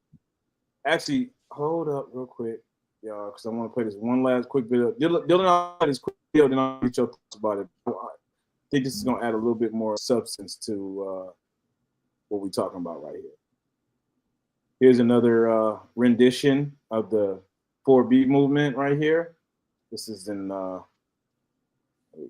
websites and apps, okay? Even if you don't have the app anymore, re-download it and delete your account. Then delete the app. They should be scrolling on the same pick-me pearls in a 1 mile radius over and over and over. No longer in the season where you can sleep around. Leave them niggas that ain't got shit. Woman, you need to stop putting out for men. Like, I'm not even kidding. You need to stop fucking these men. So let me get this straight. Y'all are mad because the vast majority of men voted for Donald Trump. And because they voted for Donald Trump, you feel like it took away your right to have an abortion. And this has brought you to the conclusion that now it's time to stop being hoes. You do realize that there are worse things that you can catch than a pregnancy from having unprotected sex, right? You do also realize that birth control and condoms are completely legal and available, right? Yeah, from the sounds of it, you need the 4B movement. Like, it's crazy to me that the Supreme Court's decision to overturn Roe v. Wade is what has inspired you to have some damn morals. Abortion is not a form of birth control. It should be used as a last resort. Like, you still have control over your reproductive rights. All you gotta do is choose to be responsible. Sort of getting them cheeks clapped. Hold on, let me pull this down. D-Nice. I'll just give you kind of a little catch you up to speed. We are now talking about the 4B movement. Are you familiar? Yes. Okay, so you got some. Okay, cool. We just played a few videos. Actually, since you're here, I'm gonna play this last video pertaining to this, and then I told Dylan I want to hear like 4 updates on this Mac. I'm sorry, bro. Oh, but can you? You can hear, you can see everything clearly, right? Yes, I just my Mac is updating shit. That's why it's taking so long. Oh, no worries, no worries. Damn, man, when last time you used the app? When last time I used the Mac? My computer, my Yeah. Mac. I only use it when I'm inside like city hall meetings and stuff like that, for like documentation and questions that I have written down. That's all. I really don't be on computers like that. I got you. My bad. I got you. All right. Here we go. How Last loud, video. how kind, respectful, how cute. Men will still fucking hate you. Women are talking about bringing that 4B movement right here to the United States. Time to lock the fuck in. Operation 4B. Refuse to date men, get married, have sex with them, or children. All I have to say is good luck getting laid. Me and my girlies are participating in the 4B movement. No more kitty cat for moderate men. Being all the things that the patriarchy wants us to be. Clearly, they don't give a shit about us. No attention to men. Delete block. Do not respond to them. Government cares that they're not having kids because children are the future labor force. I'm gonna start barking and getting fucking crazy. Think I'm crazy? Me too. It is the best thing I've ever done for my mental health. I'm not crazy. We have to do this together. The women who are doing the 4B movement help other women who are doing the 4B movement. Sorry, man, I will not be responding to you. I'm going to be moving the 4B movement. Do not acknowledge them. Do not look at them. Do not laugh at their jokes. Why exactly are you going to keep becoming subservient to a nation that doesn't literally care about you? Wake women up. All right, Paige, let me hear your thoughts. Let me pull this down. So I'm actually in full support of this movement. I mean, like, full support. I think this is a great movement. This might be one of the best movements I've seen in recent history. Why is that? I hope you're trolling, bro. So no, I'm not actually. I think as a social experiment, because that's what this is, a social experiment. I think that America, the world really, but America for sure needs to see the result of this movement. Because you're going to have a bunch of women who are basically anti-men to the max. So their entire lifestyle is going to be anti-men. I think that it's going to end in absolute flames. And I think that America needs to see exactly what this looks like once and for all, so that we can just point at it and be like, okay, this is where, because this is extreme feminism. So now we can have a whole movement dedicated to extreme feminism, which is going to absolutely end in flames. And then we can all look at it and be like, okay, well, this is where feminism really gets you. Right. Hey, good point, Dylan. I'm full. Okay, I can't good way. wait for this movement to go down. I love it, actually. I might get a 4B t-shirt. and two, men of caliber don't want to date these bitches, no way. Right. What man wants to date? I haven't seen a single woman supporting the 4B movement that a man of caliber would actually spend his time dating. For what? These women are batshit crazy. Yep. All those women look batshit crazy. So I think all the women who support that movement should get together and do it to the absolute max. We can get accurate readings of feminism. I'm about to get a 4B t-shirt tomorrow. He said an accurate reading. I support the 4B movement. You can put me What's your thoughts, D-Nice? When you put it like that, I'm with him. I don't think right. I don't even think that whoever brought this movement into play is honestly even thinking. Go to China, go to Japan, go to the Middle East, and then tell those women about their them not having rights and all this unnecessary fucking shit. Right. We have so much.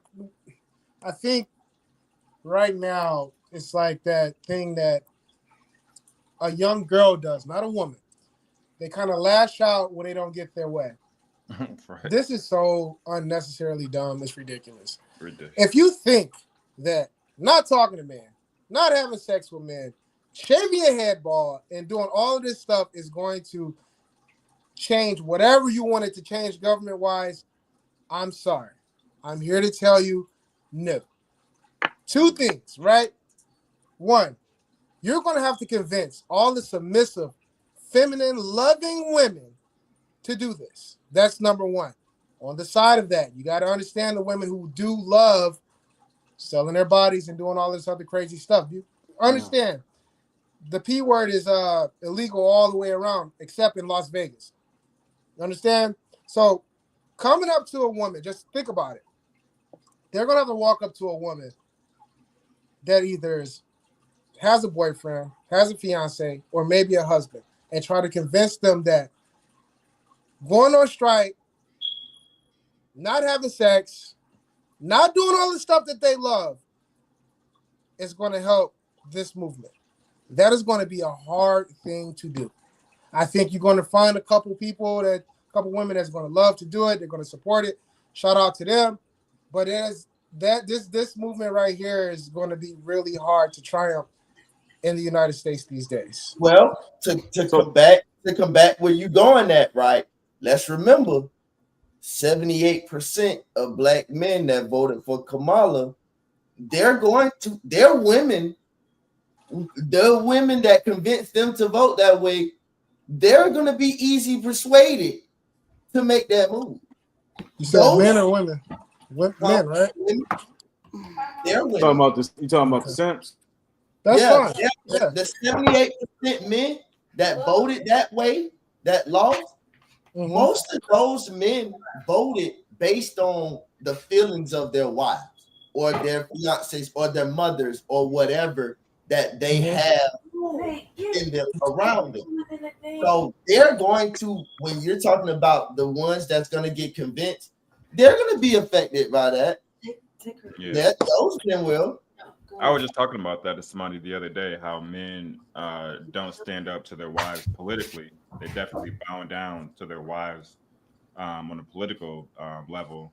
They're not, even if they agree with some of the stuff that Trump says or the conservatives say or whatever, but the fact that they have wives who totally disagree with it causes them to be on that side, not because they really agree, but because they don't want to feud with their wife.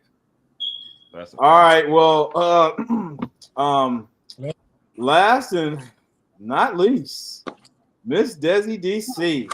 I am just sitting here, just seething to hear your response to all this. You agree with it? You disagree with it? Or B? So All curious. right. Sounds like everybody else is pro 4B.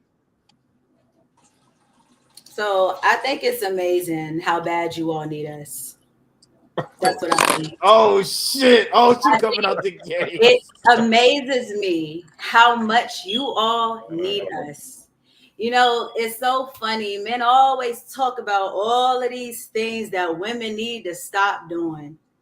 You don't tell us how to stop doing it. We just get Hold up, y'all. Hold up. Let her finish. Let her finish. So when women make a stance and say, hey, we're going to stop doing it, it doesn't matter how dramatic, how crazy, it don't matter.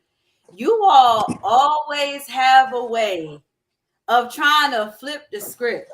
Do you want us to stop or do you don't? My thing is, at the end of the day, why are you all so, like, first of all, this is something that, from what that video says, started in 2010. We're in 2024. This started back in 2010. That's what, 14 years ago? So that's number one. I don't even think that this has anything to do with Trump or any political issue if it started back in 2010. So that's number one. Number two, I really feel like it's so funny how guys don't want to hold other guys accountable so bad, but you all want to hold women accountable so bad. I am all for women being held accountable for the shit that they do. We got a lot of wild ones out here and we got a lot that aren't.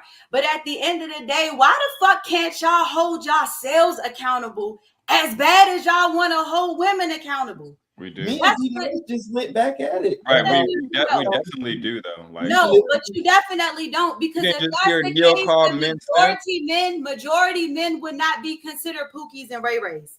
The majority men wouldn't be the ones that's making all of the money and the big ballers and stuff. Y'all wouldn't exclude the middleman, the men in the middle.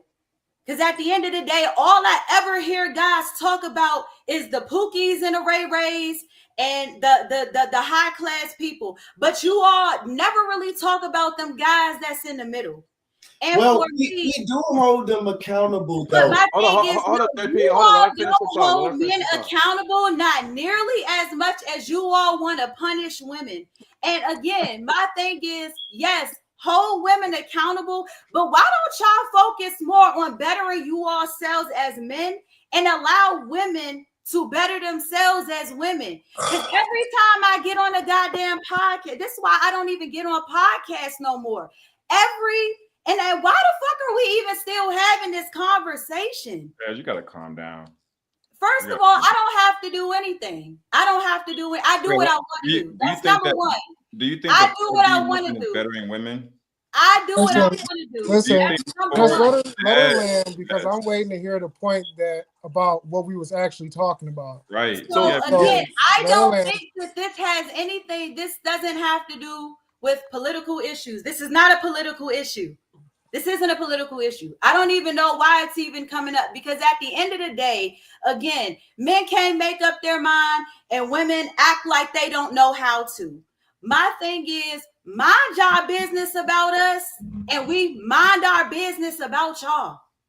That's how I feel about it. All of these movements is about men. Again, at the end of the day, women are trying to, and Neil, we had this conversation. Women are literally doing all of this shit to force you all to do something that you all know innately, indirectly, directly, you all know you're not going to do.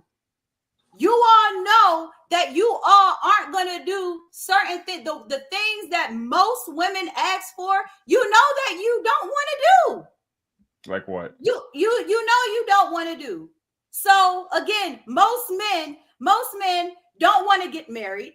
Most men don't want to have to be tied down to the same woman forever. Most men don't want to have what? Hold up, Des. I want to get D Nice. I think you had a rebuttal, and then Dylan, I think you had a rebuttal after him. So go ahead, D Nice. Did you have a line of inquiry for Des in regards to this topic? His what you call it? He froze up again. Yeah. Go ahead, babe. All right, go ahead, Dylan. My question is, do you think the 4B movement is good for women? I'm not asking you nothing about men. I'm just asking you, do you think the 4B movement is good for women? Yes. Why? Because it allows women to focus on themselves and not focus so much on men, trying to change their life for men, trying to force men to do things that they know that they don't want to do. It gives a woman it actually forces her to look at her own self, to gather her own self, to nurture and grow her own self, or to even challenge her own self. It's all self-motivation. It's all about self. Okay, my issue with that is that from what I've gathered, and I'm just hearing about it like everybody else. From what I've gathered, the 4B movement actually does revolve around men. It's a punishment to men for voting Donald Trump in office. So earlier you were saying again, the lady, the video literally said this movement started in 2010. Right, but they transformed it into something else though. So what was it before it was the 4B movement? Because again, you're just hearing about it like everybody else. So what movement was going on that women were yelling, screaming to the top of their lungs, stop sleeping with men, stop doing what was the movement? Oh, Des, are you saying that this predates? You saying this sort of sentiment predates the 4B movement? So I'm going off of the video. I'm going off the video you just sent. The girl said that this started in 2010. Yeah. So my question is, what was the movement? Because back in 2010, I didn't hear nothing about a 4B, nothing. Because it wasn't in this country. Right, exactly. So it wasn't in this country. They're adapting something. So you're talking. So we're having conversations about something that don't even have nothing to do with us. Hold on. Dylan, did you finish your line of inquiry with Des? Because if you did, then I'll let D Nice jump in. All I was saying was that the movement as it stands here in America today is not about what it was about when it was in 2010 in a different country. Today, it's a political movement and it's a response to men voting Donald Trump into office. It's a punishment. Well, that can't be the case because I heard about the 4B movement before this election with Trump. All the videos that we just saw are clearly stating that women are upset that a lot of men voted Donald Trump in office. Okay, but what I'm telling you is that I saw multiple videos prior to this election, which women were talking about the 4B. As a matter of fact, We had this conversation, Neil, if I'm not mistaken. For the possibility that Trump is going to be elected into office. Well, this was before the election. Right. So I just want to flesh this out just so that we're not talking past each other. So Dylan, are you saying that, and just correct me if I'm wrong, that the benefits of the 4B movement is ultimately to see the feminism ideology play its way, basically run its course to its natural end, basically, so we can get a judgment. We can look at it, point at it objectively, and say, okay, so this is what y'all wanted, this is what y'all got in the end. Okay, Des, and you're saying it's beneficial because of what? Because it gives women a time to kind of get in touch with themselves. Time to themselves, to where they stop decentering men. Okay. All right, Dylan, did you have another follow up with her? Not really. All right, go ahead, D-Nice. Man, this mother, I swear. Every time I say go ahead, he freezes up. D-Nice, it's on you. Nate, can you bring me my robe, please? Dang, D-Nice. I know, all you see is D-Nice, can you hear me? Can you hear me? Check. D-Nice. He seems like he's listening too, but he looks like he listening. Right. I've said this over and over and over again. I think all of us are on the same page of this is a good idea to do it. I think, but we just have different outcomes. And not of the outcomes. I think the reasoning behind it, why we think it's a good idea, is different. But I think all of us believe that this is the right decision. And I mean, honestly and truly, I just believe, like Dad say all the time, man, like she just said, one thing I do, I pay attention to what Dad say and I listen. And bro, I've been telling you this over and over again, Neil. She has stressed over and over again. When she say men, women have said over and over again things that we're not going to do. And it just shows. Leave them alone. Just leave them alone. It showed them, if whatever that they say that they won't, leave them alone. For the ones that don't want to be bothered, leave them alone. Just leave them alone. And even with that, give the shit an opportunity to see what happens. I'm all for it. But my thing is, the problem that I have, and like I said, Neil, we've had this conversation. What bothers me about the situation is that at the end of the day, don't try to make women feel bad or, oh, y'all are batshit crazy because y'all are da-da-da-da. Oh, because we're choosing to make it stand. If we just say, you know what, just leave us alone. Let us find ourselves. Dad, you are against them shaving their heads, though, right? No. Why? When I had a whole haircut, I had a boy cut. Why would I? I'm not against. Listen, I'm all for self-expression. I'm all for self-expression. What I'm saying is the problem that I have is that when we say, okay, leave us alone, let us do our own thing, let us figure out the shit for ourselves, we get bullied, we get combated with. I told a guy a little while ago, I'm in the damn store, he trying to talk to me, and I'm like, no, I'm okay. And he told me I would have rather you led me on than to just tell me no. And my thing is that, because he's a simp.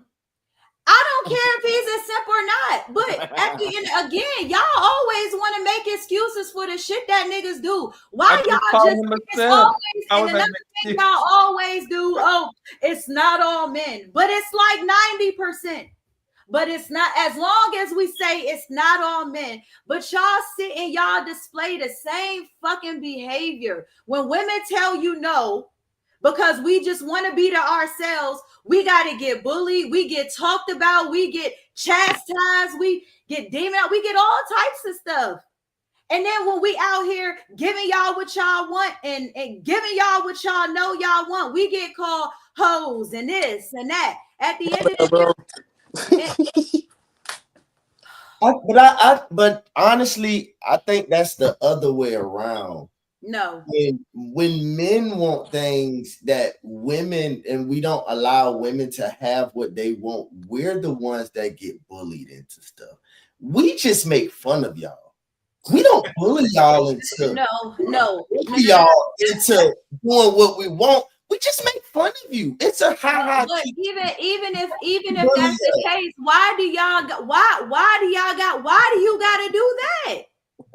Why is it necessary? Why is that even necessary to do? Well, it's not that we want you to change your mind. I mean, we just speak about it. And again, you're correct. We ain't got to. You're right. But see, but then when we start doing the same thing, just a little different, again, it creates such a big deal and a big issue. And like I said, women, I will hold women accountable because we are constantly trying to force something out of you that we feel we can change, and we cannot. We can't change men. And that's what women just don't seem to understand. We can't change men. Men give us this sense of hope that, let's like somebody gave an example. Oh, I love you. You my girl. You the main one, but I want to go off over here and do this, and that. And most men ain't going to tell you that. Why? Because they know most women don't want that. But that's what most men want. That's what most men want. But see, again, at the end of the day, because men are men and it's in their nature to not deal with one woman. And it's always, you will always get these passing excuses for your nature and don't want to be held accountable simply because it's your nature. But then you all sit and chastise women when we act stupid because we're trying to force you all to get something that we know and you don't want to give us. Hold up, Des. Hold up. Before you go into your next point, be nice. I wanted to hear your line of inquiry for Des in regards to this. I don't think I heard too much of your thoughts on this. I feel like she's regurgitating a whole bunch of stuff that, she's, like obviously learned. But in our reality, nobody holds each other accountable for shit, type shit. Wow. Like both sides. We don't hold each other accountable all the way through. It's not just men, it's not just women. It's just like a thing. It's that small thing in both our sides. The IQ just went down in this conversation. What's up? She just called us or you a clown. I said the IQ in this conversation just dropped. My nigga, listen. We call each other names now. That's funny. You can call me whatever you want to, and I'm listening to what she said. I just texted Neil and just said she ain't talking about shit. I'm about to go. If you want to talk shit. So she ain't talking about nothing but talking in circles and circles and circles and circles. You know what? I know. You know what I know. The only people that talk like this is the ones that don't have no money. So let's just keep it funky. The ones that don't have no money. It's the ones that don't have no money. That's what it is. Because you know what? The men with money, they not sitting on here having these conversations. You look dumb. You look fucking dumb. Every nigga who got bread got damn near podcast right now. That's how we make money. Stand up, motherfucker. You look dumb. You look entitled. Wait. Hold up. Real quick. I think we kind of deviating from the original point. This is why. It's not why. You don't want to brought up the ill energy and shit like that, but we get it back. And this is what you mean? The fuck out of here. Don't call me no clown. You don't even know me like that. Don't tell me and I got big brain. You sound stupid as fuck. Okay, wait. Hold up, y'all. Hold up. This ain't the Jerry Springer show, goddammit. This ain't the Jerry Springer show. They brought the negative energy in this bitch. You brought that shit up in here. Didn't nobody bring that shit up in here with you? No, listen. Now because I speak the truth, I'm negative. Nigga, ain't no speaking the truth. You just called me a clown. You just called me a clown. You just called me a clown. I deal with guys like y'all. Fuck who you deal with. You be calling niggas clowns and shit like that. I know exactly what I'm talking about. Okay, when I deal with guys like this on a daily basis. No, you don't. Hold up, be nice. Des. I think that D Nice is slightly offended because you did call him a clown. I think everybody heard that. But you My look thing is fucking dumb, nigga. they just- Please. they just- He came on here talking about regurgitating all of this stuff. At the end of the day, like I said, Nigga, that's my fucking opinion. I can say what I okay, want to and my without defending you. I didn't call you opinion no is that clown. you're I a didn't call you out goddamn your name. clown. So mind That's your my fucking business opinion. and fucking You're a have some goddamn clown. manners. That's what's You're wrong a with you corny ass clown. bitches. Y'all don't know how to fucking control You're your a fucking clown. mouth And or you your know what? emotions. And You you look mad dumb. you can Shut the never. fuck up, bitch. You I'm not can mad at your never. fucking corny ass. You can never. You So know okay, what? Stay in a okay, fucking- wait, you look like wait. you in a fucking apartment, You bitch. can Get the fuck out of here. I'm about to mute y'all asses because y'all tripping. Please do. She came in calling niggas names. You know I ain't act like that, bro. Okay. So hold up. Let's get back to the substance. Because all this ad hominem attack stuff is low IQ. We know that. Low as fuck. Like, So listen, low IQ. Des, ultimately, your point of view about the four, because I just want to make sure we clear, everybody clear. I think everybody. I already said what I said about it. No. I understand. Your point of view is that the 4B movement would be beneficial for women because women should be left alone to their own devices. Yes. And men should do the same. Focus on themselves, right? Okay, cool. And D Nice, I still haven't quite heard your. This. All I was going to say was this: the 4B movement, I think, just has flaws in it, or whatever the case may be. It's not a time to be separated and independent. We have to communicate with each other and figure out what the real problem is and how to address it on a professional way. We don't need to be sitting here shaving our heads off and doing all this other crazy stuff. I do think they have points, but I know the 4B movement wasn't here in America 8 to 10 years ago. It was in another continent. That's what I was saying. And what they're using it for is not, they could be using it for something totally different besides Donald Trump getting fucking elected and abortions, my nigga. You can, like that lady said, you can still control everything that's going on with you. You can still control relationships as a woman. You can still do all of that without having to go through this whole 4B movement. Again, I'm with D. I said that we should let that shit roll out and see what happens. I really want to see what happens. That's where I'm at with it. I'm not trying to call the women out their names. I actually work with a lot of women when it comes to this situation, and that's why I'm so passionate about it. I don't disrespect women. That's number one. Number two, I don't go off of regurgitated information off the fucking internet. I actually go out and speak to people and talk to people. That's why I was saying, like, listen, it may look bad to us right now, but what D said in the beginning, letting it roll out to see exactly what happens, might just be the trick. Because that's what we need to see. We have to observe what's going on so we can know how to fix it. That's all I was going to say, Neil. By being a clown. Okay. Yeah, the only thing I disagree with is that we need to stick together. I honestly think this is the perfect time for us to just go our separate ways. I think men and women. What I mean by stick together is stronger communication. Because walking away from it. I get what you're saying. I don't think it's gonna happen right. Like, it would be nice if men and women could have stronger communication. Trust me. Nobody loves proper communication more than me. But at this point right now, I think that men and women have hit an all-time low in recent history, recent to mid-history. And I think it would be a great time for us to just separate, go our separate ways, figure some stuff out by ourselves, let them do their feminist thing to the max, which is going to end in flames. And then we can come back to the table and be like, okay, what worked? What did not work?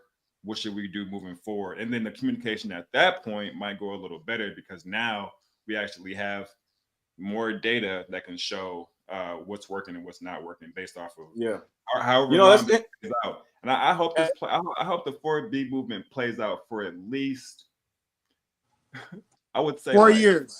5 years. 5 years.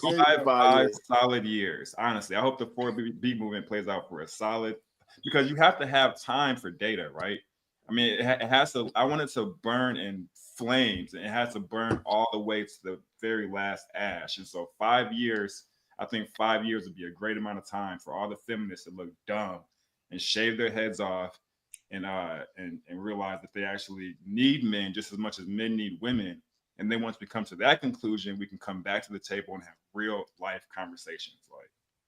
Hey, you know what's interesting is that whether y'all notice or not, but Des, JP, and Dylan, and sounds like D Nice, everybody agree with your perspective of this, of how this thing should play out, as far as men going their own way women going their own way. And JP, you've been saying this for a while. Let them crash out, right?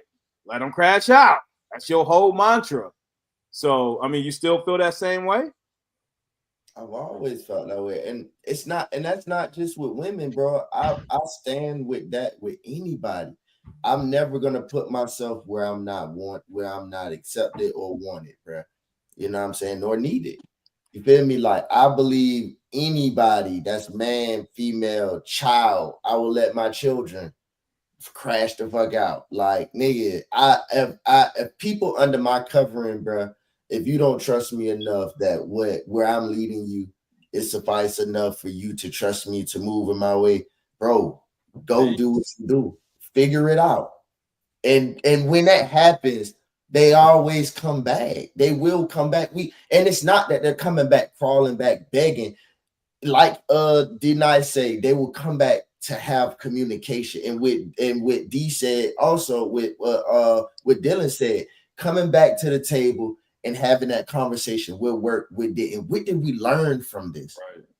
What did we Des, learn? do you see that being a possibility, Des, of possibly, both men and women after this period of time has passed by, crawling over broken glass to come to the table to broker some sort of peace together? Do you see that being a possibility? No, I don't. I don't. So you think this should be a forever thing? Yes, I do. Damn. Yes, I do. This has been going on, like you all said. First of all, again, this is something that has taken place in a country. This is a situation that was initiated in a country that didn't even have anything to do with us. Had absolutely nothing to do with us. First of all, at the end of the day, all this communication in the world, and ain't nobody trying to communicate. Everybody want to be a boss, but don't know how to be. And at the end of the day, again, separation is the one thing we just have not done. It's not happening because men and women aren't going to allow it to happen. So y'all want to live in this little fantasy world of y'all's that, oh, well, if they just stop cutting their hair and going bald and doing all this in a fairy tale land. Yeah, I live in reality. Y'all don't want to live in reality, and that's fine. At the end of the day, what I've learned in my life is that most people don't like truth. It's people out here who fail to understand that it's women like me who live these situations every fucking day. Every day. To be sitting here talking about regurgitating anything. If I'm regurgitating anything, it's because a lot of us have similar fucking experiences that you can't tell me. You can't tell me. Y'all always want to come up here and try to tell somebody what they experiencing or what they going through, and you don't have a clue. You don't know half of my motherfucking experiences that I've had with men. And I was on board for fucking men. I was literally a Jane at one point. I literally was attacking fucking women for not doing their part to men until I really sat down and I looked at the situation for itself, and I was on the wrong motherfucking side. I don't care what none of y'all talking about. I don't care. Damn, you're cold piece.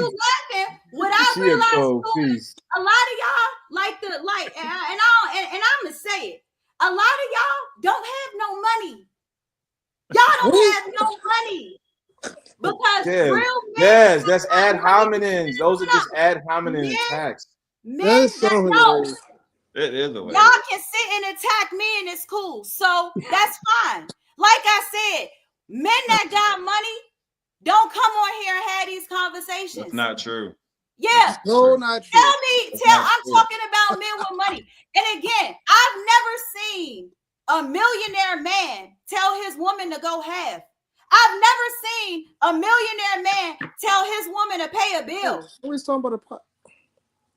I've never seen men with money, and I'm not talking about $100,000. And I'm talking about men that got some money. Men that got money don't come on here and have these conversations. You know why? Because they have enough experience to understand the value of a woman. So they don't have to have these outrageous conversations. They don't have to do this. They don't have to. Y'all come up on here trying to play it hard, and people like me see right through you. You can laugh all you can laugh all you want to. Like somebody like me, this is why somebody like me, and I say it every live. When I get off this motherfucker, please we're gonna be relieved. Right, we're gonna be fucking relieved. I got my bottle, and I'm asleep fine just by myself. Des, what do you do for a living? Y'all think so bad. Y'all think so bad that we need y'all. We don't. Okay, what do you do for a living, Des? I work in healthcare. Doing what? I work in healthcare. Doing what? What do you do for Why a living? do it matter? I just told you I work in healthcare. I work in healthcare. Prove your point without having to know what I do. I work in healthcare. I just wanted to know what you did for a living. I work in healthcare. Okay. What do you do for a living? I run a business. Okay. So okay. Go ahead. Be nice. Final thoughts. And then let me just say this too. Again, working in healthcare and have worked in healthcare for 14 years, I've been all over the place. I've been over all types of cities.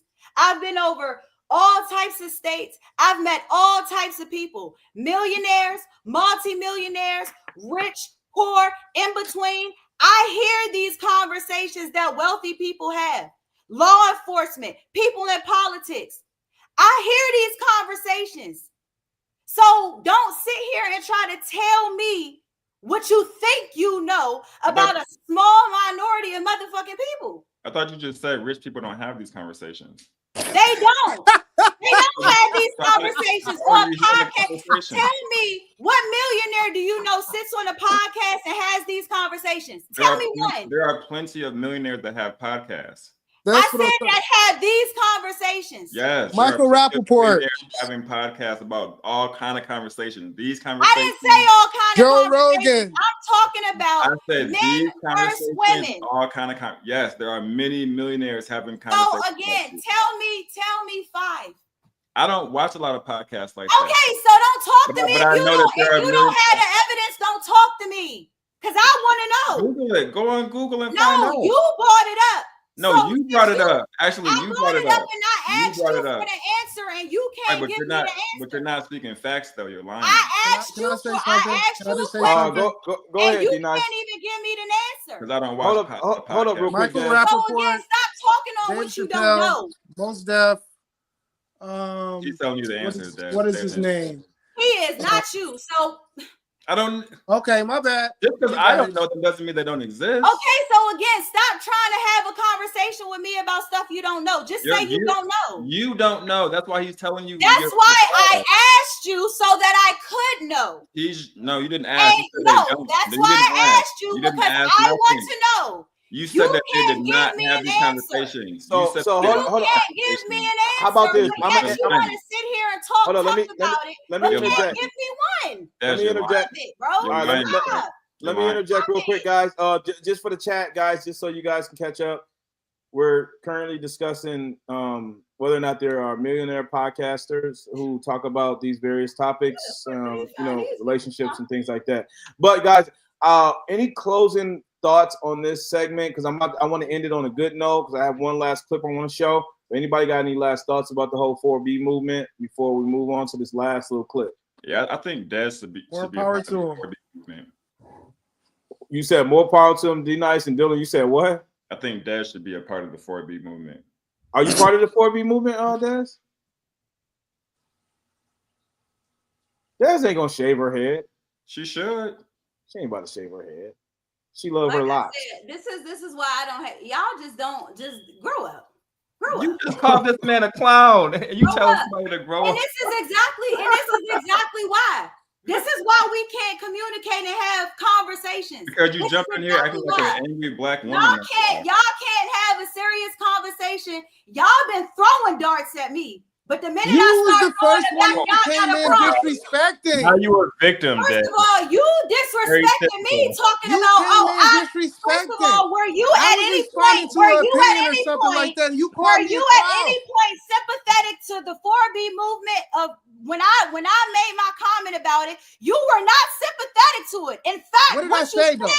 What did I say to you? What you said was, oh, it sounds like she's just regurgitating, not realizing I've actually been a part. When did I disrespect you though and call you out your name? When did I disrespect you though?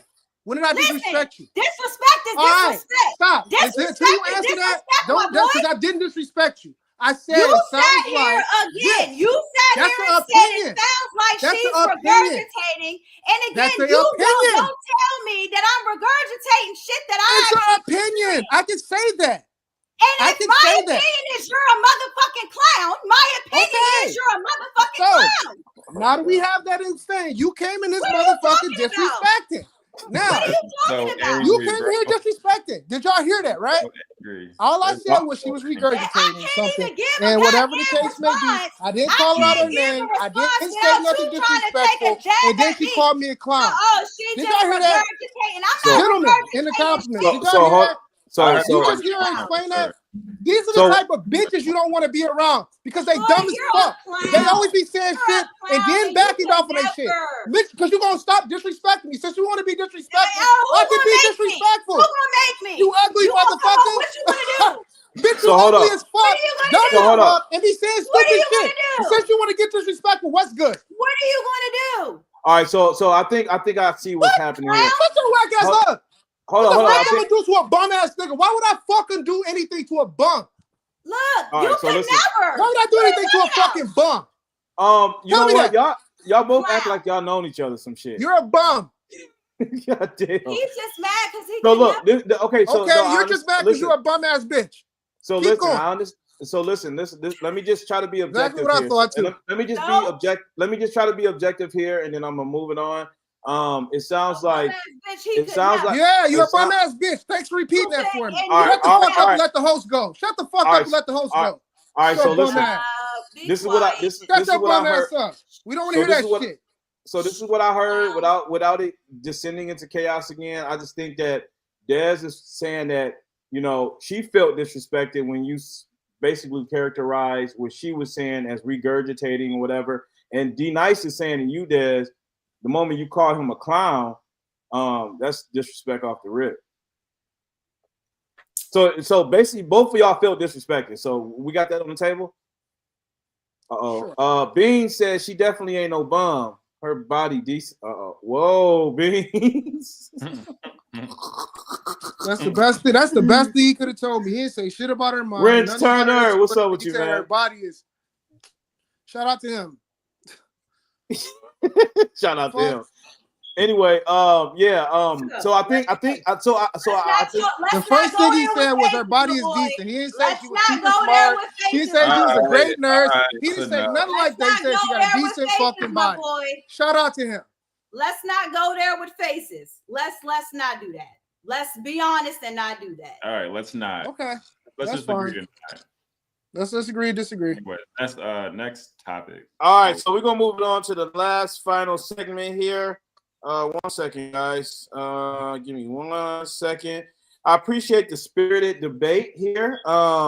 It's getting a little, it got a little heated, but nonetheless, I think cooler minds will prevail. Just give me 1 second here, fellas and ladies. Hold up.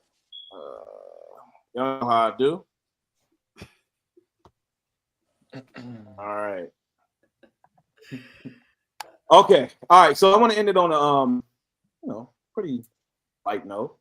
I think we all can agree with this next little clip here. It's kind of a non sequitur to everything we were talking about tonight, so not really entirely related, but I think we all can relate to this. Hold up. Pull it up right here. I appreciate you all. I know things get a little hot sometimes, but we got to understand, man. People have strong views, and where they stand. So, what do I say? All right. The one thing people don't understand about 35. too. I know. I had to play this. I had to play this video. Where do the 35 to 40-year-old people hang out?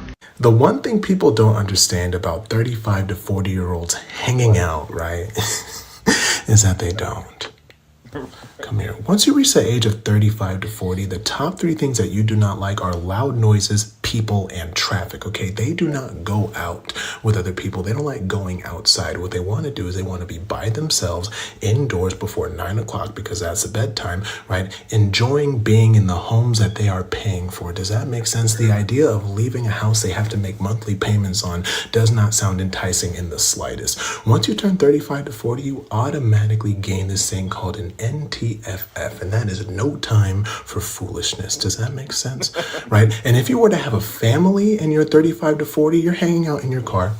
You're hanging out in the car, hiding in the car, enjoying the heater, right? Listening to music or maybe just the radio or maybe just silence, right? Come here. I promise at 30, 40, if they want to hang out outside past 9 o'clock, all right, they're going to say no with their eyes before they say no with their mouths. There was one time I worked with a coworker who was 39 years old. He put on the bulletin board, I am normally home. I don't make any plans. That does not mean I will cover your shift. And that's basically what it's like being 35 to 40 years old.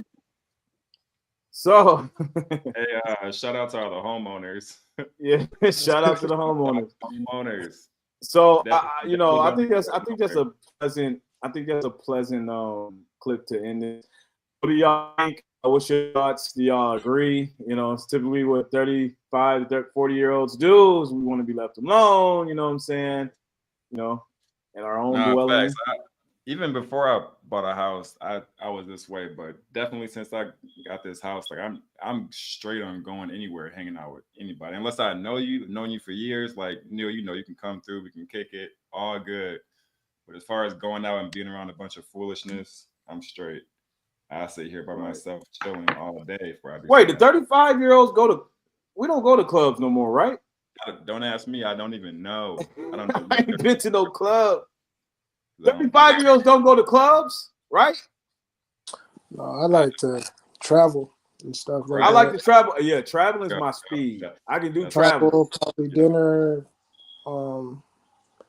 Like I like to go to low-key shit. Yeah, low-key stuff. Learning about different type of culture and different type of cities and towns. That's what I like to do. So like I just took a trip actually to Corning, New York, where it's the Corning Museum of Glass, where they like make everything from glasses, a whole bunch of statues and stuff, and then you can get glasses made, wine glasses and stuff like that. Nice. I got my liquor bottles made from there, blown, and I had my barbershop crest put on there and shit like that. So those are the type of shit that I like to do now. It has to be some type of money making inside of it for me to want to go do it. I was about to say I like going to the bank, cash. Going to the bank. Everybody at the bank. Is the casino considered like a club? Yeah. The bank knows who I am. The casino? The casino is definitely. I think that's appropriate. I'm about to go. Wait. What do you mean, Daz? I was about to. I got more important things to do. I'll holler at y'all. Wait, Daz, hold up. Wait, let her go. So we can get the fuck on. I can't stand that corny ass bitch. I'm glad you brought me on here too. Listen, let me get something out before I get off here too. My nigga, if I tell y'all you regurgitating something that Drake has said or Kendrick Lamar or some said, that's just part of the debate. You see what I'm saying? Just like you can tell me if like Darren, bro, that sound like some shit that I heard, Kevin Samuel say like 3 weeks ago or whatever. And it's like identical or some shit like that. I get it. It's cool. But when I start calling you a clown, a corn, and all of this other shit, where does the disrespect come in? Does it come in with me making a comment about somebody regurgitating something that they heard, or somebody calling you a clown? No, I don't even know why she got that upset about you saying that she's regurgitating. I mean, if you are regurgitating, then you are. If you're not, you're not. If you wanted to speak on it, then speak on it. But I don't know what. Well, I know why she got so upset, because she is upset. That's the same girl we had This is the same girl we talked to in the car, Neil, if I'm not mistaken, is it not? Yes. Right. So she's just angry, period. It doesn't really, she's just gonna be angry. Just shut her ass up real quick. I man. love when she talked to you, Neil, and I watched a couple episodes, I get it. She be just going in. But y'all gotta understand, there's women and there's bitches. I'm saying that with love. I'm saying that with love.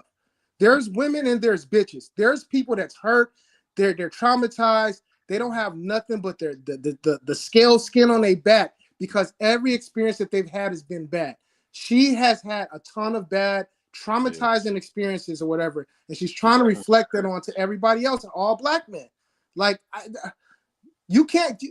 She said nothing about statistics. Everything that she kept on saying was, "You can't tell me about something I've done. You can't tell me about my experiences. You can't tell me about all of this stuff about me. Ain't it like 7 billion people in the world? How many people in the United States?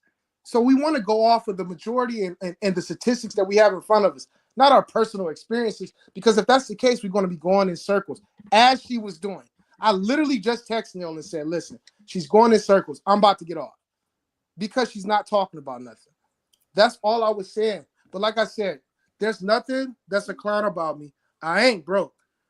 And I handle a lot of business. You can talk to me and say whatever the fuck you want to say, and I'll have the conversation, communication back and forth wise. But the whole clown shit and calling people out your names, if that's what you want to do, then we can do that, sweetie. And I'm telling you, my mouth is crazy disrespectful. I'm going to hurt your fucking feelings. You see, she was loud for about 5 minutes, and then she shut her ass up real quick because I'm like, listen, I'm going to keep going. What up, Beans? We're gonna be closing it out really soon, but I pulled you up here because you said in the comments here, you said she's definitely ain't no bum, her body decent. So I wanted to give you a little moment to expound on that, and perhaps you and D Nice fucking have your little exchange. Maybe I missed it. It's right here, Dylan. It's right here. I'm gonna pull it right here. No, I'm saying I didn't see no body on her. Maybe I missed it. Oh yeah. How you see her body, man? I didn't No, so what happened was I watched your last show and she was on there. Oh, okay. Oh shit. I like listen, I don't have to agree with you, right? But I do like people when it seems like they're actually thinking, right? We have too many people who process everything through their feelings and through their programming, right? And they don't choose to think. Facts. And I watched your show last week for a couple of minutes. I'm not gonna sit here and pretend like I watched the whole show. I watched it for a couple of minutes, like I usually do. Everybody, right? I drop my stars, make sure I hit the like, try to help you out in the algorithm. If it's absolutely, if it's my attention, I'll stick around. If not, it is what it is. But she was saying some things. I can't remember exactly what it was. I'm old, but she was saying some things that made me think like, oh, she's thinking. Right? She's not just talking from a place of her feelings. And so that's when I had reached out to you like, yo, let's connect. Because I was saying, yo, let's collab the shows. It was you, her, and 2 other cats. So I'm like, I got a couple of cats. That's 10 people on the panel right there. Let's collab and do a collab show. And because of that, we got to do that. We got to do that.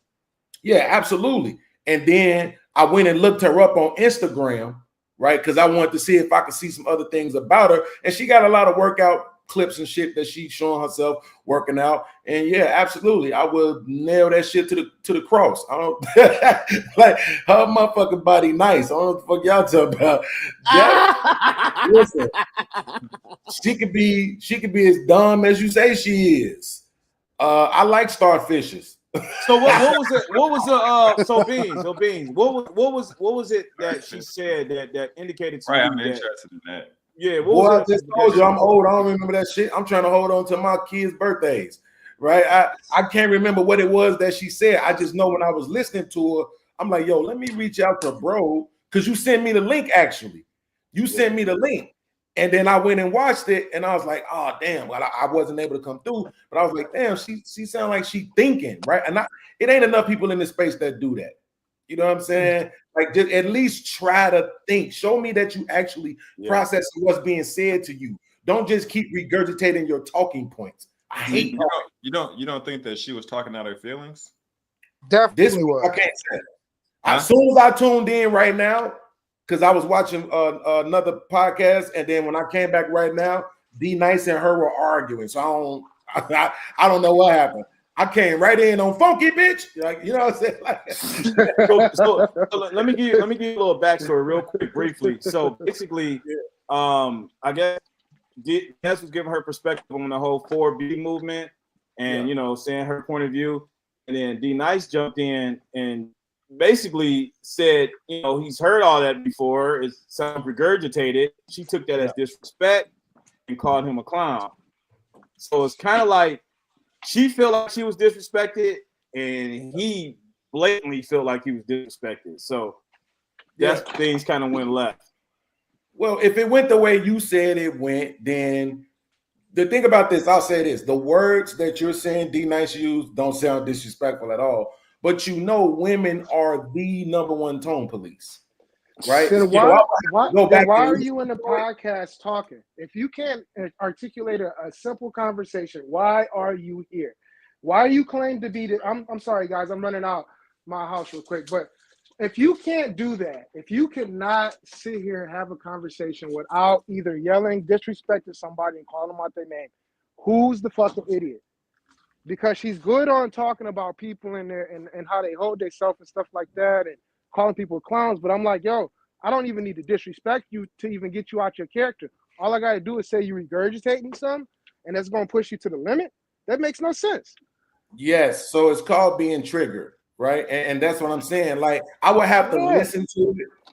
Hold on one second. I would have to listen to it, right, to determine whether or not we can say that the tone in which you use was the trigger, or if it was just that using the specific phrasing that you use, which sounds very red pillish, mano-fearist, it may have been the thing that triggered her. Either way, I'm not justifying her having an attitude about it. I'm just saying, at this point, my platform, my message to men is we can't change these women, right? We don't have the spiritual fortitude. We don't have the media. We don't have the programming capabilities. We don't have the money. We don't have all of this. We're not going to war and take down the powers that be.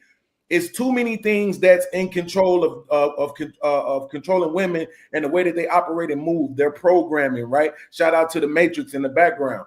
It's too many things that we have to compete against to try to change them. We can't change them. So I'm saying accept them for what they are and move accordingly, right? If she gets upset, allow her to get upset and then use it as an opportunity to point out what's wrong with women. Yeah. I don't even want to go back and forth with no woman no more. I think that's kind of low key, JP. That's kind of your approach, right? Your approach is just let it kind of just wash off. Go ahead, man. Speak to that a little quick briefly. Bro, I've been saying this to you since. I mean, bro, I think if you go back to even the last episode, I remember when me and Dylan was on this shit together. Like, I've been saying this shit for the longest.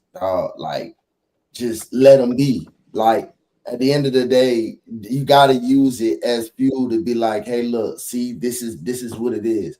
And honestly, like brother was saying, man, like, she does overanalyze. She does think about everything before she come at it. Like, she want to know research. She does want to articulate shit. But again, she does answer stuff based on emotion, because of trigger mechanism. That is why. And I think it's always because she does feel like people are minimizing everything she's went through, rather than being able to process that people are not minimizing what you went through. We're just speaking to generalization of what we're talking about. But I think she's triggered by the minimum of feeling minimized of what she's went through. And then she does say about all women, but also though a lot of that thing she go through. So, I take it for a grain of salt with Dez. You know what I'm saying? At the end of the day, you got to let her go. You got to let her be, let her go. And one thing about it, man, she going to come back. There's always cool heads always from is. Like you said, when we get off the podcast, it is what it is. So you just let them be. That's all. I'm all good with letting them be, but like when you come to a panel where people are having a conversation, it's like you want to let these people be as much as you want to, and let them just, you know, be themselves. Got that? But you're coming and you're bringing disruptive energy to a conversational panel, and so for us to just let her be, that sounds to me like we would have to basically just let her take over the entire conversation. Just keep letting her talk, keep letting her spew her emotions all over the conversation. Like we were having the conversation before she joined. Then it turned into an argument in the Jerry Springer show. Before that, we were having, and we weren't even all agreeing with each other, but we were able to articulate our point. Well, she did say that. She did say she was gonna be busy today. All she did was say, "Hey guys," and Neil went to dropping his panties to pull her up on the live. Oh my God, Dez. That Neil knows what's coming about when he brings Dez up on the platform. And then you know what? Hey, I like oh, you just gonna say that? Oh, for real, Jay? you know why I like, to be on the panel with you is because I like the way that you pick through what people say. Who? Everything, Dylan.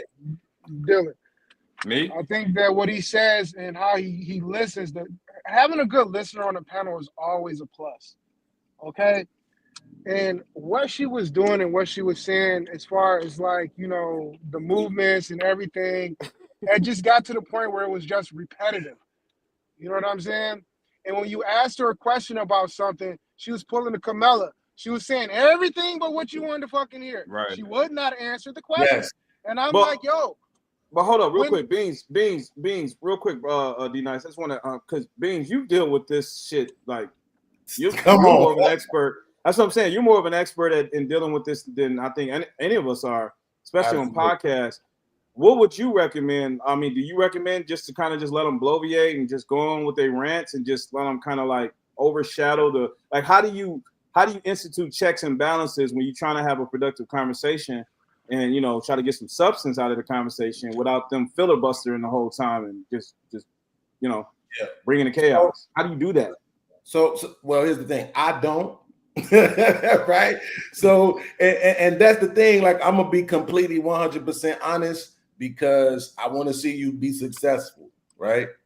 The truth of the matter is, in this space, you need women. Yeah. Need them.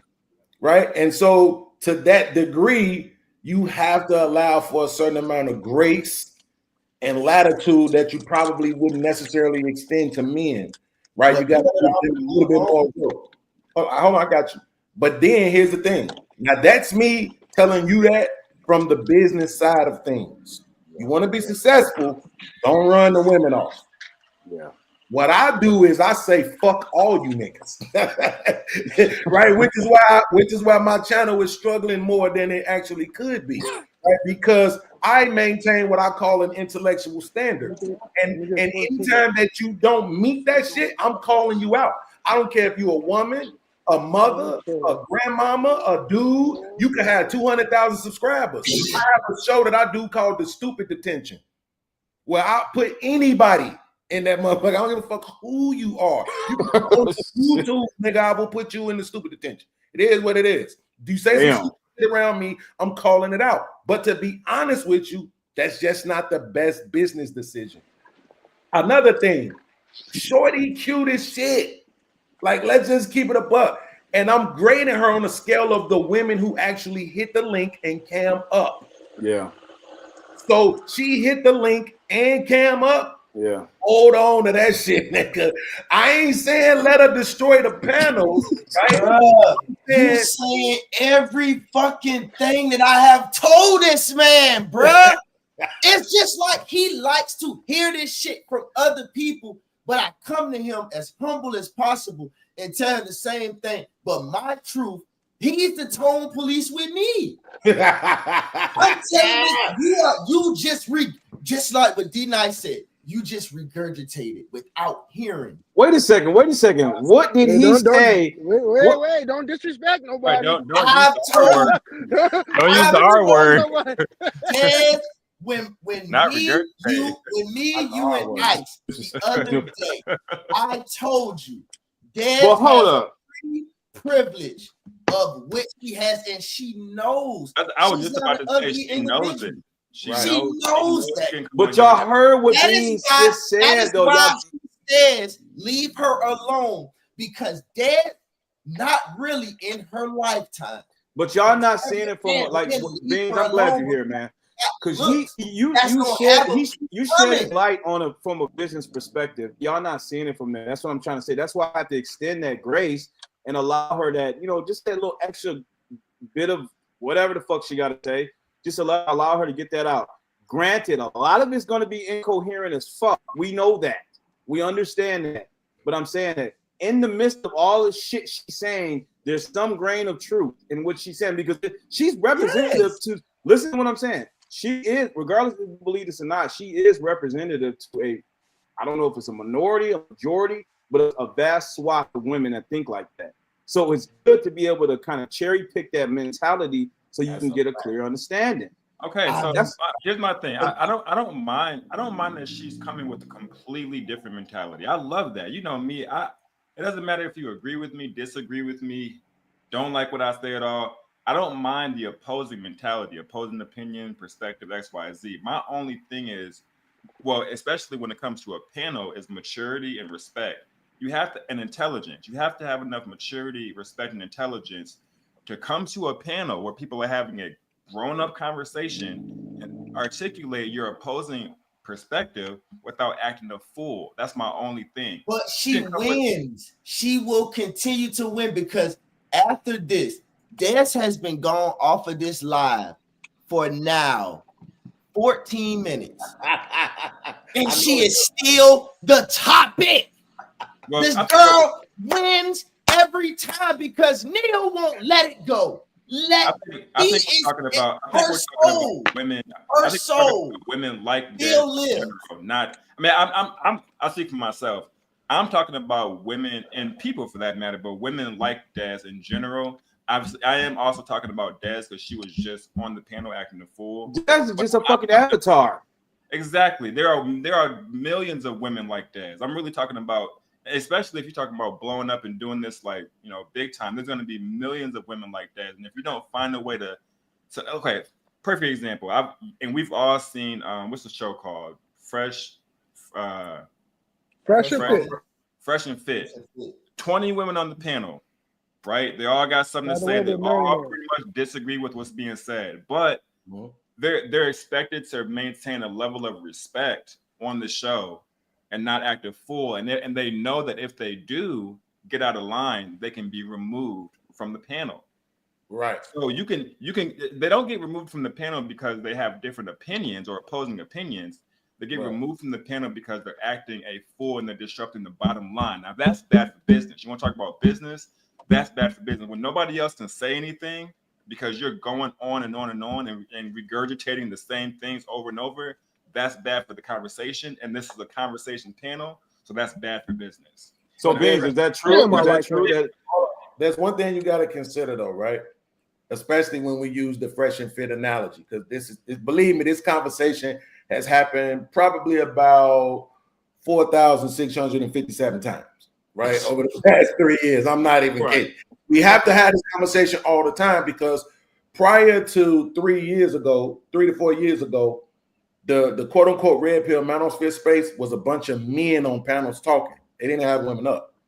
But ever since Kevin Samuels really took off, people really started including women into the conversation. And I myself will be honest with you. When I see a panel full of dudes, I don't care to watch. I don't care to see a bunch of dudes agreeing. Yeah, women ain't shit. Like, I really don't care to hear that. I prefer to see the man-woman conversation and see the women get some sort of edification, right? And maybe even the men get edification sometimes, right? But the thing about the fresh and fit analogy that we have to consider is that, yeah, they can kick those women off because the next show they're going to have another 20 women lined up, right? Yeah. Over here where you got one woman, right? And they're all flakes. No motherfuckers are flakes like a man. They will flake like I'm coming, don't show up. I'll be there, don't show up. I'm gonna hit you tomorrow, don't call. Yep. Right? Yep. Won't cam up. All this other shit. My struggle. So that's what I'm saying. When you trying to build to a certain degree, you kind of have like, man, I'm telling you, if you don't mind me saying, it's a brother whose channel I started rocking with. The channel was called This Might Be Risky. The host, his name is DJ Hemp. When it comes to moderating, this guy is he's the Michael Jordan. Superior. He's the Patrick Mahomes. It really don't get too much better than this. Right. All the women support, all the women super chat, cash out, like to the point where he's throwing events and everybody is showing up now, right? Straight off of YouTube. He's the one. You want to know how to do this shit? Watch him. He's the one. But you got to be able to be honest with yourself, which I am. And I've said, yo, I can't do that. Give you an example. On my channel, I was telling people, listen, if you get asked a yes or no question, answer yes or no. It's okay. You can give your context after you say yes or no. You know what they told me, D? They told me I was trying to control them. You trying to control me. You trying to make me answer the way you want me to answer, right? What did I do? I went the fuck off. Get your stupid ass the fuck away from me, you dumb motherfucker. You I go the fuck off. Fuck you and your mama, right? God, when they went to Hamp channel, Hamp say, listen, answer yes or no. He say, I don't allow people to use the word some. You can't say some on his channel. You know what they said? Okay, Hamp. You got it, man. Whatever it takes, fam. Right? So for whatever, because of who he is and his personality, he gets the cooperation because he's very stoic. I'm not stoic. I don't have that patience. I can't tolerate that shit. But in the beginning, like right now, if Dez, y'all call her Dez, right? If Dez come on my show, I'm going to extend her way more grace than I would the chicks that I just kicked off my show. I just got rid of 4 people at once and did songs about them. I'm not even kidding. Drop disc records, and I'm working on the 3rd one right now. Fuck y'all. Get the fuck. See what I'm saying? But is it good for business? Maybe not. But fuck you. I don't have patience for non-intellectual people. But those lips that Dez got, I'm giving her grace, bro. I'm not even gonna lie. Fuck it. Yeah, I mean, that cam up part. I don't think y'all understand how much that means. Go look at a lot of these other channels. The host is on cam and everybody else cam is avatars. Yeah. You know what I'm saying? Like, that's true. Willing to talk, willing to say some shit. You just gotta be nice. You could correct them by being nice. Like Ham do it. They say some people like, well, did you ever think about it like this? So, like he stays very stoic. They can't say it's your tone, right? They can't say nothing. But you know what's so interesting though is that every single. So I think that there was less back and forth. Well, there was back and forth between Dez and Dylan or Dez and JP. Because they've had previous interactions with her, and yes, she's spurred up and went crazy like that on them before, but it was a little bit more moderated now because like, okay, so I experienced this before, so I know how to kind of deal with it. I think for D Nice, his first engagement with her and it going left like that is what kind of just, I don't know what it is, but when I bring new people on here, to meet Dez, it's like it erupts, like it just completely goes off the fucking rails. Hear me out, my nigga. Real quick, hold on. Say something too. Wait, real quick, D Nice, real quick. I'm gonna be real quick, but this the thing. Does she? Now I don't know if you know this, but if you do, does she watch podcasts? She claims she does. She says she does. She sends them to so me. There it is. But so she there doesn't know 5 millionaires to help them podcast. That's what I was about to say. Believe me, she's sitting here with the expectation to be attacked. Beans. She's on the defensive. She's on the defensive. Yeah. Already. Right. As soon as she hit the link, she like this. But she studied. She studies. Study what? If she don't know 5 millionaires, that's a podcast. What does she study? Beans. Beans. She was saying earlier that real men with money or men with money don't get on podcasts and have conversations about what we're talking about. True or false? Well, it's false, right? Thank you. Like we know that's false, right? We understand that that's false, but to that point, in our space, or at least in my space, what I try to do is I try to make people, if you're going to say something in generality, make sure that you can substantiate that it represents the majority of people, even if that's just 51%. Most men of means aren't sitting on the podcast. Like, that's just true. But absolutely, there are absolutely men of means who come to podcasts and have conversations. Not to mention the ones who built their means by way of podcasts, right? So it may be a deflection response, but there is some truth in it. And that's what I'm saying. In conversation with her, that's how you would have to approach it, right? To make sure that she stays stoic. Like, no, you know what? You're right. That most men who have some money probably not sitting on podcasts. They somewhere trying to make their money. You're right. But there's just a few cats that we could think of. And then boom, try to move right past that shit. Yeah, I think the best way to deal with this is to be on the offense. Real talk. She said, "Name me 5 millionaires that have money." And I went down the line. She stopped me and said, "JP, she said, I'm not asking. I'm asking you." And I was simply giving her 5 millionaires before they even open their podcast that have that sit on these podcasts and do this type of shit and make their money. Mm-hmm. That's what I was trying to tell her. I'm like, you are crazy if you think that millionaires and people who have means don't do this. That is not that's true. The first person I spelled out, I think I said was Michael Rappaport. Then the next person was Joe Rogan. Then the next person was David Chappelle. Then the next person was Mos Def. Then the next, you know what I'm saying? I'll just keep going down the line. Like all of these people made their millions well before they even got to the podcast world.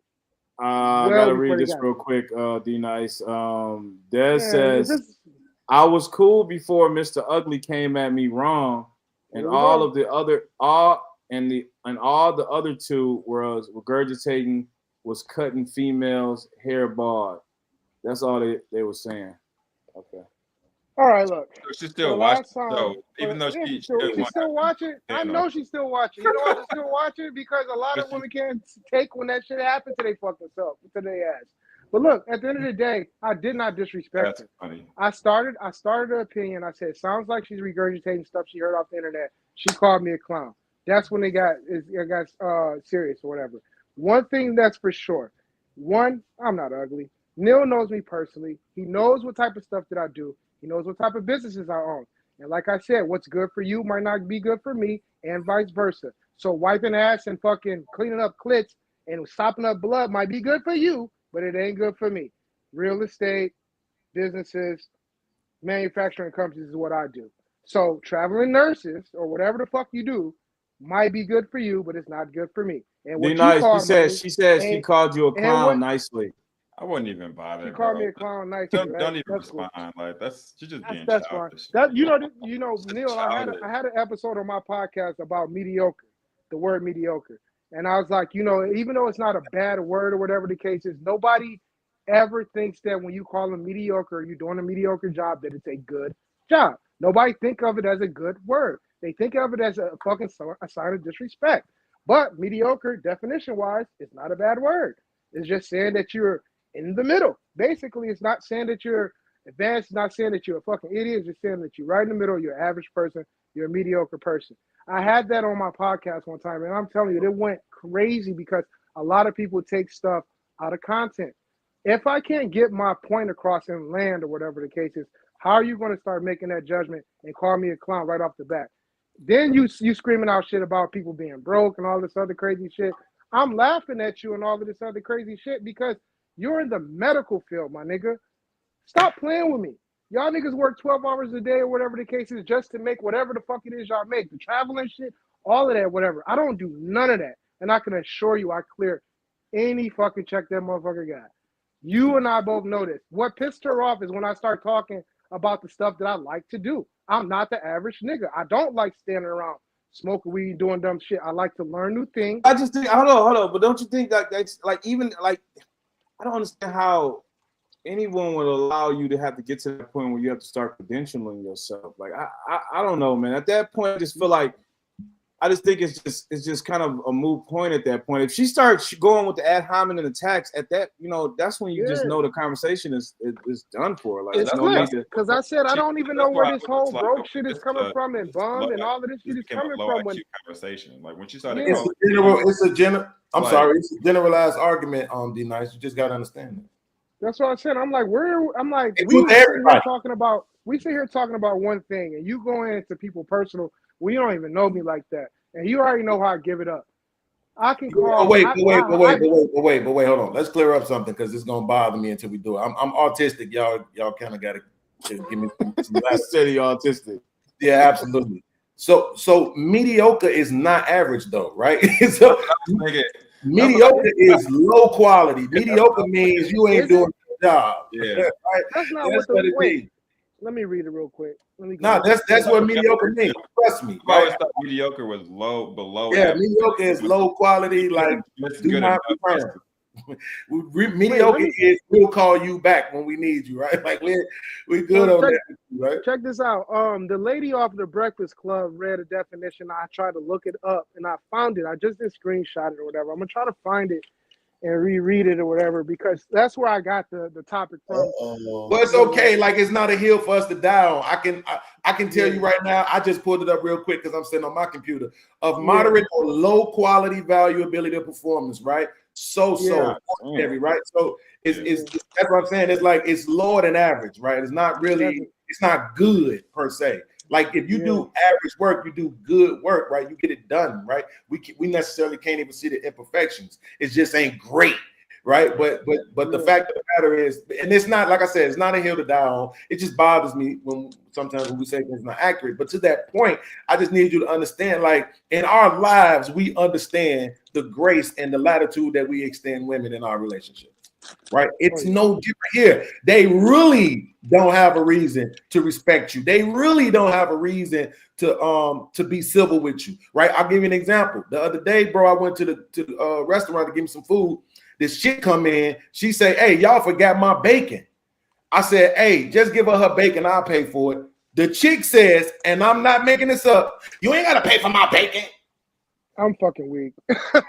I'm trying to get you back out the store. You came in, you want your bacon, so you ain't got to wait in line. We ain't got to wait behind you to get your bacon. Just give it to her. I'll pay for it. But that's how she responded to me. Why? Because I'm not her man. I ain't paying her bills. She don't owe me no civility. This is how they move. What I'm saying is we just got to accept that there's no reason for us to raise our blood pressure, especially if it's not personal, right? Don't go watch my last show because you're going to be like, this nigga no, that was personal. That was my team, and I was getting rid of them. So yeah, I screamed on him and went the fuck off. But I'm just saying, in general, Dez is back right now, right? So Dez, go ahead. I'm gonna be quiet and I'm gonna show y'all how this goes. Only for you, Neil. Only for you. I came back on here to defend myself. So let's get something straight to Mr. D Nice. You sat here, and let's be honest. We having a civil conversation, which we were having a civil conversation. You never expressed anything about what you have, or you talked about travel. Let's get that straight. You talked about travel and where you had just previously went. You showed us the little blue book, and I never discredited you. I never diminished anything that you said. I never down talk or downplayed anything that you said. Okay? Never came at you sideways at all. You gave your perspective. As a matter of fact, I allowed all it, and I'm not even going to say I allowed. Okay. All of y'all said y'all perspective. I gave you all of you all, the respect of y'all go first. Y'all get y'all whatever y'all feelings, emotions, your standpoint on it. And I gave mine. The minute I gave mine, and JP even said himself, "Oh, sometimes we play with y'all in that way, or we come at y'all wrong. We don't mean it. It just whatever." But you came at me. Was she just on here regurgitating? And again, I never diminished what you said. But again, when I feel like I'm attacked, and if you watch this show and you've seen me on it, I don't attack people unless they attack me first. That's number one. I've always held and maintained my composure until somebody comes at me sideways. And you really, again, a lot of that stuff that you talked about did not come out until later on. So you can always hit the rewind button if you want to. I gave all y'all respect. It was okay to throw shots at me and diminish my viewpoint because it's still my opinion and it's still my viewpoint. You all didn't like what I said. And prior to me even saying what I needed to say, all you all were regurgitating was, oh, let these girls go and cut their hair bald. Let them go and shave their hair bald. Let them stop doing this bald. She bald headed. She don't have no edges. She don't. Blah, blah, blah, blah. That's all y'all was regurgitating. And I didn't say nothing. I let y'all cook. Then y'all threw some little indirect jaggers at me. And then when I get out of touch, now all of a sudden I'm the problem. Listen, y'all can sit and flex all you want. Flex all you want. Y'all got y'all viewpoints. I got mine. So what make your viewpoint so much more better or so much more worse than mine? Be nice. You want to respond to that? Page couldn't even give me the millionaires. And let me just say this last. Okay. So say your last point, Dad. I appreciate you because I only came back on here for him. I appreciate your stance because as a man, you did what a man did. I don't agree with everything you said. You know what I'm saying? But at least you weren't disrespectful in your approach. You got people like the one at the top want to be smooth so bad. That's fine. I didn't disrespect him in his views neither. So who, me? You. Because all you was up there talking about was, I should get me a t-shirt. I should get me a 4B t-shirt. So did you find that disrespectful? So again, you find that disrespectful? You want to go and again, you want to be sarcastic. And let me get me my 4B shirt. And I'm all for these women cutting their hair bald and stuff. Like you was already throwing shots. And at like you though? Was that throwing shots at you, Des? Was that throwing shots at you? Yeah, you were. I'm a part of the conversation, ain't I? Des, how do you? Were you talking about a generalized talking conversation? About you. I was saying that the women who want to cut their hair, let them cut their hair. I'm not understanding how you're so sensitive that you felt like I was throwing shots at you. So again, when I gave my viewpoint, you all were throwing daggers before I even gave my view. What are you talking about? No. I was throwing daggers. You literally, and all of them was laughing. Oh, I think I'm gonna give me my B4 shirt and what does that have to do with these women go and cut their hair bald. Like you indirectly again. Hold on, I want to hear. Hold up, Des. I want to hear D-Nice's. I want to hear his response to this. I think it's only fair to give him a response to this because y'all both had the exchange. So go ahead, D-Nice. What that had to do with you? I'm really not like. All I'm saying is this. When you get into conversations, right, there's going to be tones, there are going to be words, there's going to be spilled. The one thing I did not do is disrespect you.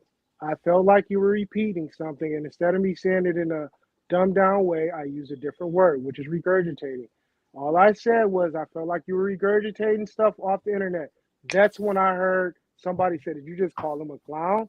And I didn't even finish my point. I was just getting started. Once that happened or whatever the case is, and I'm like, okay, is this what we doing? And then I turned up.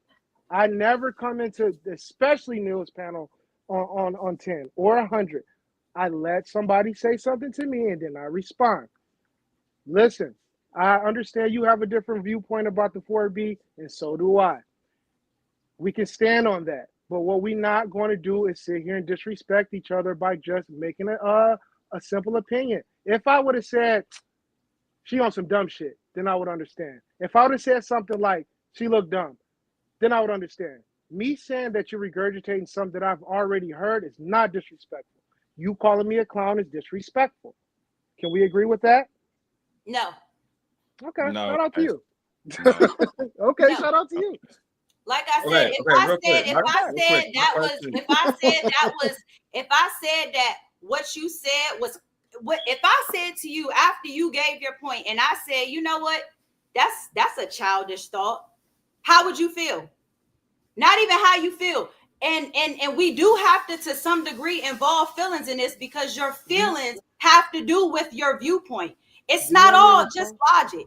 It's not all just logic. Like you yourself just said, you're very passionate, and we saw that.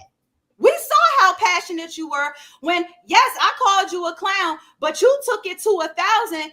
You bitches, and you wasn't even just calling me the bitch. You said you bitches like you was speaking in general. That's why we can't talk to you bitches. I was very calm when I said what I said. And if you didn't like what I said, you could have just said, you know what, Des, I think that's disrespectful. You didn't try to do that. But see, that's the point I be trying to make. It's always okay for y'all to make y'all point. But as soon as y'all don't agree with what I say, then y'all feel it's okay to throw daggers. And then when I start acting a plumb fool, now I'm the one that's crazy. Okay, so listen, even by you saying that that's a childish statement, that is still a sign of you like shooting something directly at me. All I was saying is it sounded like something I heard before. You could have been like, you know what? That sounded like you said that sounded like something I regurgitated or whatever. Honestly, I didn't. I do my research or whatever the case is. Then what you did could I say you regurgitated? You could I said you could have said that, and then we could have went for it from there. I did not disrespect you. I didn't call you out your name. I didn't say anything towards your character. Beans, does it sound like a misunderstanding to you? Because that's kind of what I'm gleaning from what you're saying. What does it sound like to you? Because it sounds like they both rubbed each other the wrong way. I mean, that may be true, but there's no misunderstanding here. Again, my autism is kicking in. D-Nice, you cannot say I'm not regurgitating and then say I do my research.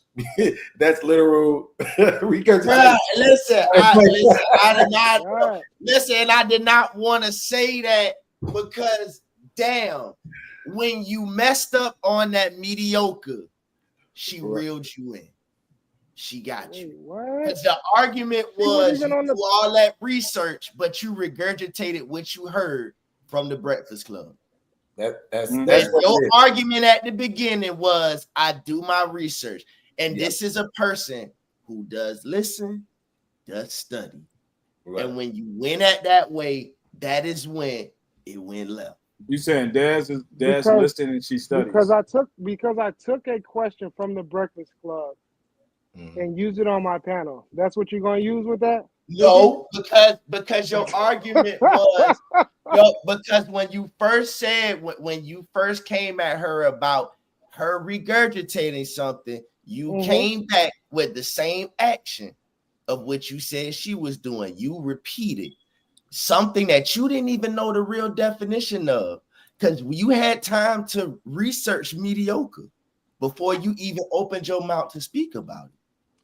I researched. Did y'all hear me when I said I looked up the definition that she read off on the Breakfast Club? Did y'all hear that? Yes. I did not. Yeah. Okay, that's what I said. I looked up that one. That's why I said, damn, I didn't know that's what it meant. Let me go find this thing that I had in mind and read it back to you, because this is the one that I looked up. Yeah. That's all I was saying. I didn't say okay, exactly so let what me she say said, this. bro. I'm not regurgitating experiences that I've actually experienced. Okay, so I'm not regurgitating anything like that. One second. You should have told me from the beginning instead of calling me a clown. Exactly. That's what I was about That's to say. what you should have said instead of calling me a clown. That's simple. So y'all want to rehash the old argument? You still couldn't give me no answer. So again, y'all always want to attack somebody, and he clearly don't know the definition of mediocre. D-Page, you clearly don't know the millionaires that are running around with these podcasts. You couldn't even give me a legitimate answer, and you steady on here talking about, she don't know what she's talking about yet. I don't need to know their names. But if you're going to come at me with an argument, you need to know what you're talking about. I don't need to know their names. But you need to know what you didn't have an answer. Hold on, D-Page. Let's have a different definition. I know exactly what I'm talking about. No, and then we know that you do. So just hold on 1 second. So D-Nice, but do you understand what I'm saying? Like when you research something and then you go and repeat that, that's literal regurgitation, right? I'm not talking about the definition. I'm just saying in general. right? My autism will not allow me to move forward without you understanding that. There's So I'm two just things I saying, want we to say all to that regurgitate. point. I just want to piggyback off of that, right? Well, it's not a hill to die on. It's not a hill to die on. I just want to piggyback off what you just said because you said that's regurgitating, correct? Mhm. All I'm saying is what she had read off, I looked it up and that's what it was. I stopped. Yeah, that's why I just said it's not about her. It's not about that. I'm not using that incident. I'm just saying in general, we all regurgitate. Right? Like in general, most of the things that we know and espouse, we didn't create them. We learned them, we heard them, we read them, we watched them, right? So most of the things that we know, right? We regurgitating things that we heard from somewhere else. It's not the worst thing you can do. It's only in conversation when you create talking points and you aren't engaging in the conversation that's happening in real time. So are you saying Beans that D-Nice's assertion about her regurgitating was just invalid? It was just fundamentally flawed because that's essentially what we all do as, just in general. No. I'm not speaking on that at all. But to answer your question, I would say it's in poor taste, right? It's if you hear something, sometimes you can tell when somebody is repeating something that they heard, right? So I did a reaction to a video with this guy. He calls himself the smart guy, right? And what he literally said was verbatim what Sherazade Ali wrote in her book. So I knew exactly that that's where he got it from, right? So would I say he's regurgitating what she said? No, because he read something, he learned it, and he's using it, right, in the proper context. But if you just say something because it's just because you want to say it, that's when it becomes regurgitation. Is it applicable in the conversation that we have? If it's not, then it's really regurgitation in the way in which D-Nice is espousing it, right? But to that point, I do want to say this, and Des, I'm glad to finally be on the panel with you. I like your fingers. But I want to say this. Something that you said that stuck out to me lets me know one thing, and that is you get to choose what you consider disrespectful. And I'm not here to tell you that you don't, right? You get to choose it, but other people do too. So if you can allow and say, for me, this is disrespect, then you have to allow that for other people too, right? And then you have to give them grace enough to say, hey, listen, and I know people say this isn't a real apology, but if you felt like what I did disrespect you, I apologize that I put you, in that section, or I made you feel that way. It's okay to say, I apologize for how I made you feel without necessarily apologizing for your action. You see what I'm saying? Because the action itself might actually be justified. But unless your intent was to trigger, traumatize, or other words, harm somebody, it's okay to apologize for how they made you feel. Would you consider that? I'm not apologizing for anything. I'm not asking you to. I'm just asking, would you consider it? If I'm in the wrong, yes. If I'm in the wrong, I will take accountability and I will apologize. And I can even, I've experienced that even with Neil. He's had people that I've talked to, whether on this live or off, that I've apologized to because I was a little out of line. I was, and I did feel a little guilty. But at the end of the day, again, when we have a conversation and we're supposed to be having a structured and intellectual conversation, and you lead the conversation with condescending energy, you know what you're doing. You know when you're indirectly cracking jokes. You know when you're trying to be funny. And again, when I came on here, my intention wasn't to try to be funny towards anybody. But again, it was all fun and jokes when they were being condescending about the 4B movement, because I see that as serious. I'm very passionate about my stance, and I have my stance because of the experiences that I myself and other women that I know have experienced. I told D Page, I work in healthcare. I literally just had a conversation with a girl who was in the Navy, 21 years old.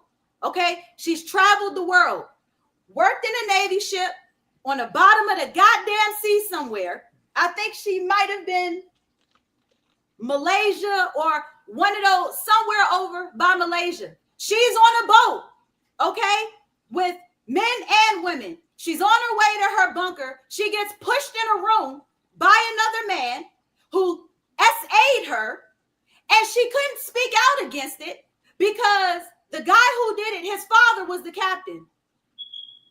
His father was the captain. So when you see women going to extremes, cutting their hair, there is a psychological issue and a problem there that some people on this panel seem to think is funny. I didn't think it was funny. That's why I didn't laugh at any point in time, because these stances happen for a reason. These stances happen because this is real life. And again, you got some people that seem to think it's funny. I don't care if you're a homeowner, a business owner. It's other people out here that's homeowners and business owners too. Probably got more businesses and money than you. So let me be very clear. My stance is why it is because of what I experienced. It ain't no regurgitation nowhere. Okay, Yeah. I'm gonna ask the question without yelling, without a bunch of nonsense. When I gave my opinion, See what I'm talking about? Yeah. I was just about to say. This is why I don't deal with little boys. I'm canceling out anything he got to say. I don't care what he got to say. So he's talking to y'all. Okay, then I'm talking to them then. No, that's fine. Okay, I'm gonna ask my question. Neil, when you asked me about my opinion of the 4B movement, did I give my opinion about it before or after Des spoke about whether before or after I even knew that Des aligned herself or did not align herself with the 4B movement? Was it before or after? Nobody asked a black man if he remember. We are. Before. Yeah, I think so. We all went first, bro. Okay, so I'm trying to figure out how it is that my opinion about the 4B movement that I just learned about was an indirect jab at Des when I didn't even know if she did or did not align herself with the 4B movement. How can my opinion of the 4B movement be an indirect jab at somebody, and I don't even know if they are in agreement or disagreement with the movement? I said it was condescending. I wasn't talking to you. I was talking to them. You just told me to talk I to don't them. care. I don't care. I said it was I'm asking the men. Neil, because you said that I indirectly took a jab at you. Condescending. Y'all can always rewind the daggone. Y'all can always rewind, and this is what I'm talking about. You just Again, somebody else who don't know what he's talking about. You just got sensitive and got in your feelings about it. That's all. Yeah, you're right. I did. Because you don't know what you're talking about. I wasn't throwing no jab at nobody. I was just giving my opinion on it because I was asked by the host. So I gave my opinion on it. And did you not regurgitate multiple times that girls can cut their hair, girls can go bald, girls can cut their hair, girls can go bald? I wasn't regurgitating anything. I gave hold on. multiple times. Like, hold on. So Paige, see, this is what I'm saying right here, right? The thing is this. Would you say that she chose to be offended? Yes, because she's sensitive. Okay, wait. So why argue about it? Right? I'm not. I'm just. I'm saying there's no. That's what I'm saying. I'm going to answer your question. I'm not necessarily arguing. I was being accused of throwing indirect jabs, which I don't do. I don't just disrespect people, but if I'm going to disrespect you, I'm going to directly disrespect you for whatever reason. If I have a reason to disrespect you, which there really isn't a reason, then I'm going to directly disrespect you. I'm not going to throw no jab. When I gave my opinion on the 4B movement, I wasn't even thinking about Des. She hadn't even talked yet. But that's what I'm saying. Like, honestly to me, right? Because like I said, I have something that I call the intellectual standard. To me, once a person shows you what is, there's no reason to argue about whatever it is that they necessarily saying, right? Like, you know that she chose to be frustrated. So there's no reason to even argue about that. That's not even something that I would address. I'm just speaking. Hold on, let me finish, right? Because now I feel disrespected, Paige. You wait, what she call you? The nice a clown. You're being disrespectful though. Yeah. No, but what I'm saying is this. So to me, what I try to do with and unfortunately I have to do it with men too, right? But I try to stay on the topic, right? So it's like if you say, she just said the words out of her mouth that people were making statements about the 4B movement in jest, which is something that she takes serious. I wasn't even here and I already know what she chose to be offended. That's on her. There's nothing I can do about that. You can't tell somebody that they can't be offended, right? Like it is what it is.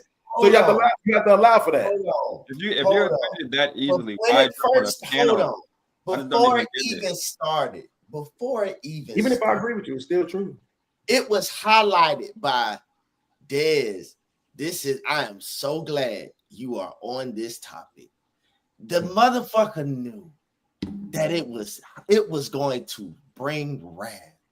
Bro, I swear to God, everything you fucking saying, dog, this is just fucking sickening, my nigga. I swear to God. I'm so fucking What you having a premonition that I am JP? so fucking disgusted with you, Neil. This man, I ain't even say shit. I haven't said nothing in like 10 minutes. And this man has set you down like the dog whisperer and regurgitated everything that I said, and he had not. And we're gonna keep on this regurgitation shit. That's the word of the night. The dog whisperer, JP, for real. It's just reality, bro. Like I said, as men, right? We have a to me, real quick, JP. As men, we have an unfair responsibility to be logical, right? It just is what it is. We have to be the ones to do it, right? I'm not always good at it. It is what it is, but you have to do it. Maybe it's my delivery. Maybe it's my delivery. It's always our delivery. That's what I'm saying. It's your tone, JP. It's your tone. It's all of that. It's your tone. It's on like what you're saying. Is you feel a way about something that I'm passionate about. So, but what I'm saying is that instead of trying to change who women are, what we have to do, right? Because it's our responsibility, is create environments that is conducive to inducing peace. Right? We just responsible for it. Neil don't want no peace. No, it's not good for business.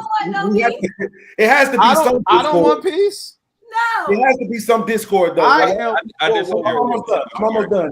There has to be some discord, right? If we all come up here and just kumbaya, my lord, nobody's gonna watch. Yeah. Right? Well, we have to have disagreements, and they can get passionate. Is the point. But what I'm saying is when we stop arguing about the topics and start arguing against each other, that's when it becomes problematic and goes off the rails. That's why I try even to when say she stay said, away from even when she called D Nice a clown, right? And I hate telling people what they should have did. But when she said, you sound like a clown, you should have said honk honk.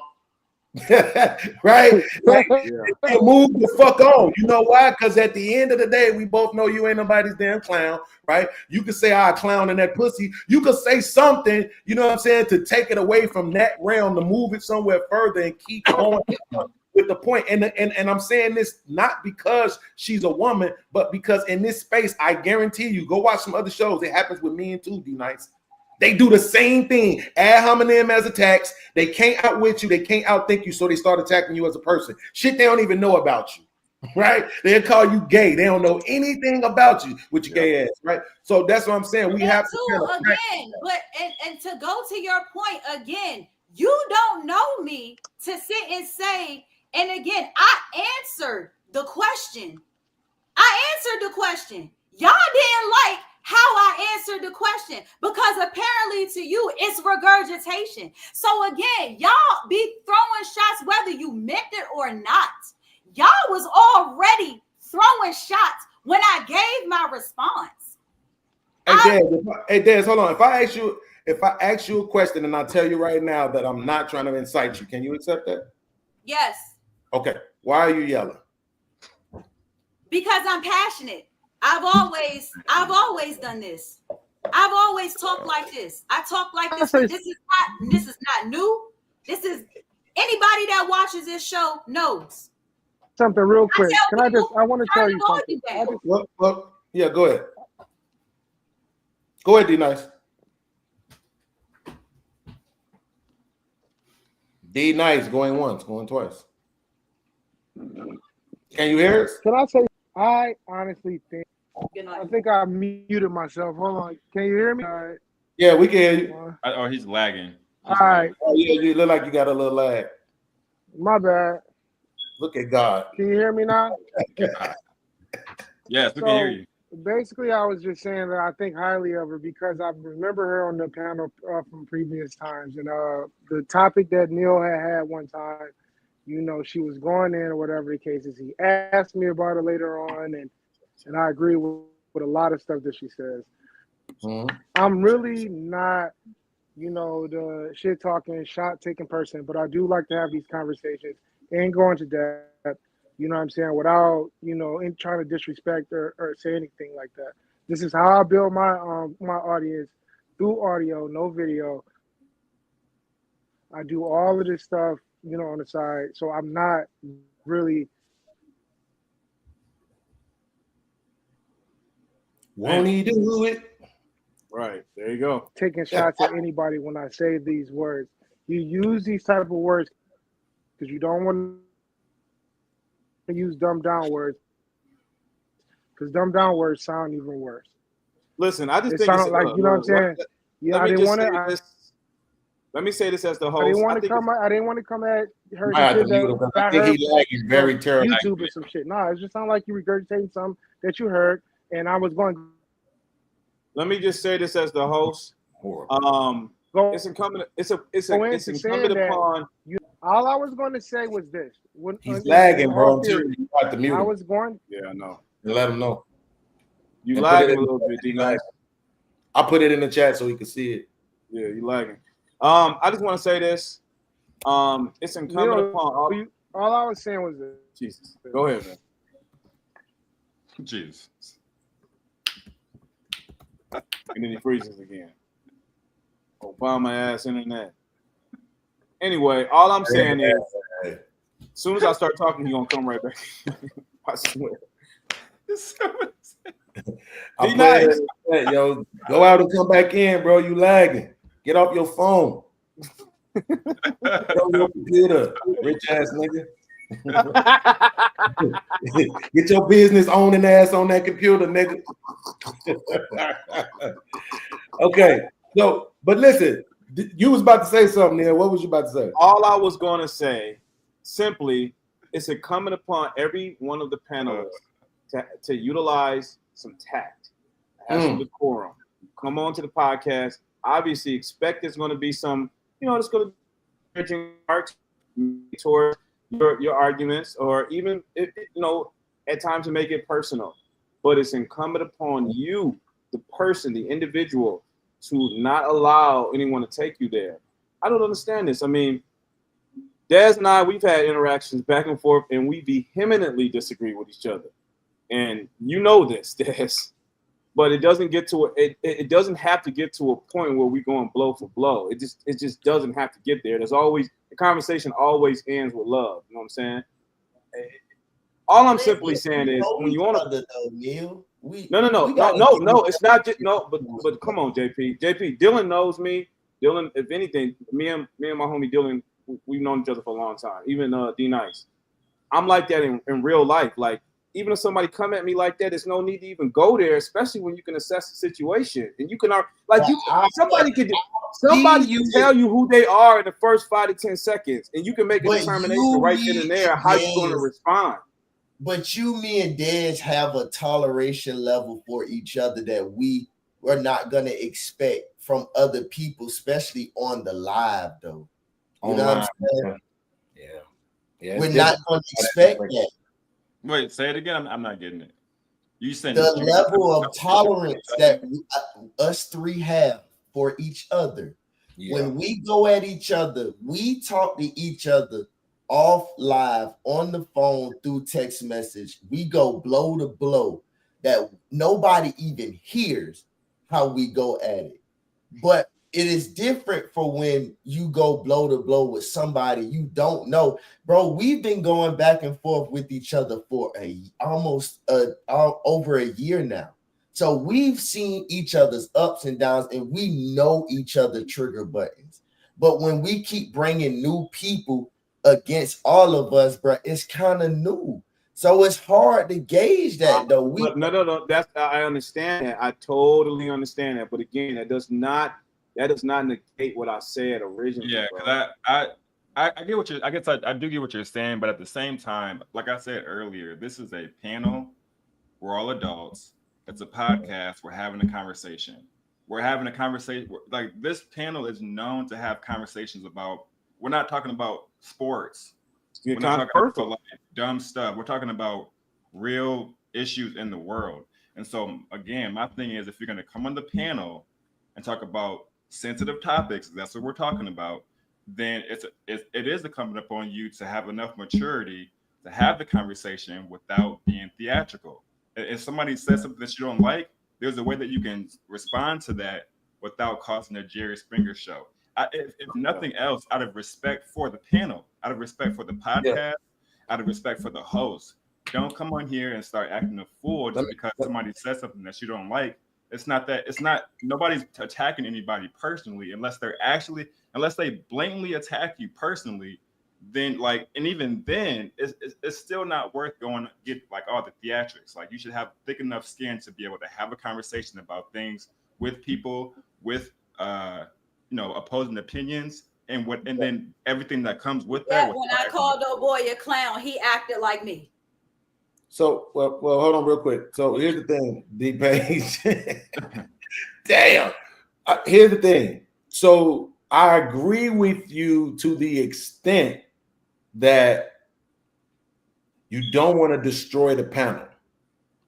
I disagree, though, with you and Neil for that matter about trying to force people to be stoic. Right. So we live in a universe that has balance, up, down, left, right, in, out, black, white, top, bottom, right? Gay, straight. It is what it is. Male, female, child, adult, right? There's stoic people and then there's non-stoic people. And if we follow what y'all saying, that would mean every non-stoic person would just have to stay off the internet. And you just can't expect for that. Now, to your point, you have to have a level of decorum on somebody else's panel. That's a fact, right? You can't think you could just come on somebody else's panel and just destroy what they got going on. But we have to also allow for the more emotional people to have a say as well. I'm not saying you got to dance, walk on glass for them, but I am saying just because we see them that way, don't try to stifle them or don't try to, mischaracterize what's happening. Like when Dad said, I'm passionate. Well, yeah, you don't have to be loud to be passionate, right? But I said that because I wanted to see if she could come down on her own. I didn't say, why don't you stop yelling, right? I just tried to give her the responsibility to understand that in this moment, there's no need to yell. Nobody is against you, and you can be passionate without it. You see what I'm saying? So I didn't try to tear her down about it. I just wanted to let her know that she doesn't have to. But let me also say this too, because what really irritates me about the people that he brings on this panel, when we start a conversation, I'm fine. I am perfectly fine. I am perfectly fine. The first thing, when Neil finally got to me and asked me the question and I was giving my response, the first thing I said was, y'all love us as women so much. And the first thing every single one of them, that's the first thing y'all did. So again, when I feel, and I'm saying when I feel, because again, there has to be a level of emotion in this. Again, you all feel it's okay. You think just because you're not talking loud that you're not being inconsiderate. You know what I'm saying? You all have this way of, I can be condescending, but it don't matter because I'm not yelling. At the end of the day, I gave my opinion, just like y'all gave y'all opinion. I didn't disrespect y'all. I didn't cut none of y'all. I gave all of y'all respect. And y'all was the ones trying to be funny about a sensitive topic. It's so sensitive, but yet all y'all was regurgitating was cutting people hair off. Let them go crazy. And I let y'all say what y'all had to say. I didn't do none of that. So again, when I'm in that element of just letting y'all talk and letting y'all get y'all points across and trying to understand y'all logic, You got people that, again, just because you ain't talking loud don't mean you ain't condescending. Just like, oh boy, he could have did a lot of things, but he didn't. You know what I'm saying? And again, I don't, and once again, you can't tell me, oh, we're supposed to have a decent conversation and you're being condescending, you're being negative about the topic, you think it's funny. Like, you can't do all of that and say all of that and then, oh, just expect the only female on this panel again when y'all were literally trying to be funny. Like you were trying to be funny. I'm gonna respond to Why are you making Paige's point though, to be honest with you? I'm gonna respond to what you're saying and then I'm done with it because I like this. So the panel, the conversation, I'm speaking for myself, I had no negative energy. None. I did not like that you came on the panel. I did not like your opinion. I did not like that you're for the 4B movement. Nothing.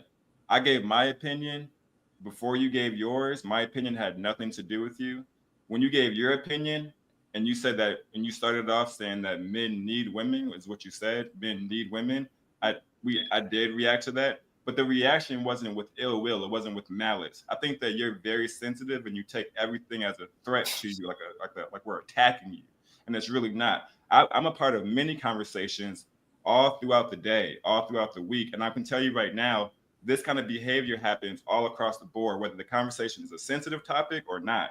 And I sometimes I do see people act the way that you act, but more often than not, maybe it's just because of the people that I choose to have conversations with, we don't get in our feelings about minor stuff like that. Nobody feels like everybody's attacking them because of minor stuff like that. If somebody actually attacks somebody, that's a different story. But when it comes to stuff like that, like you're saying, the way that we reacted to when you said men need women, that's just such minor stuff that people with thick skin, they don't get in their feelings about, to the point that they allow themselves to get that passionately upset over the conversation. So if that's you, I'm not. So trying to, like I really said, again, you're missing the point. You're missing the point that prior to me even making my statement, you regurgitated multiple times women cutting their hair bald.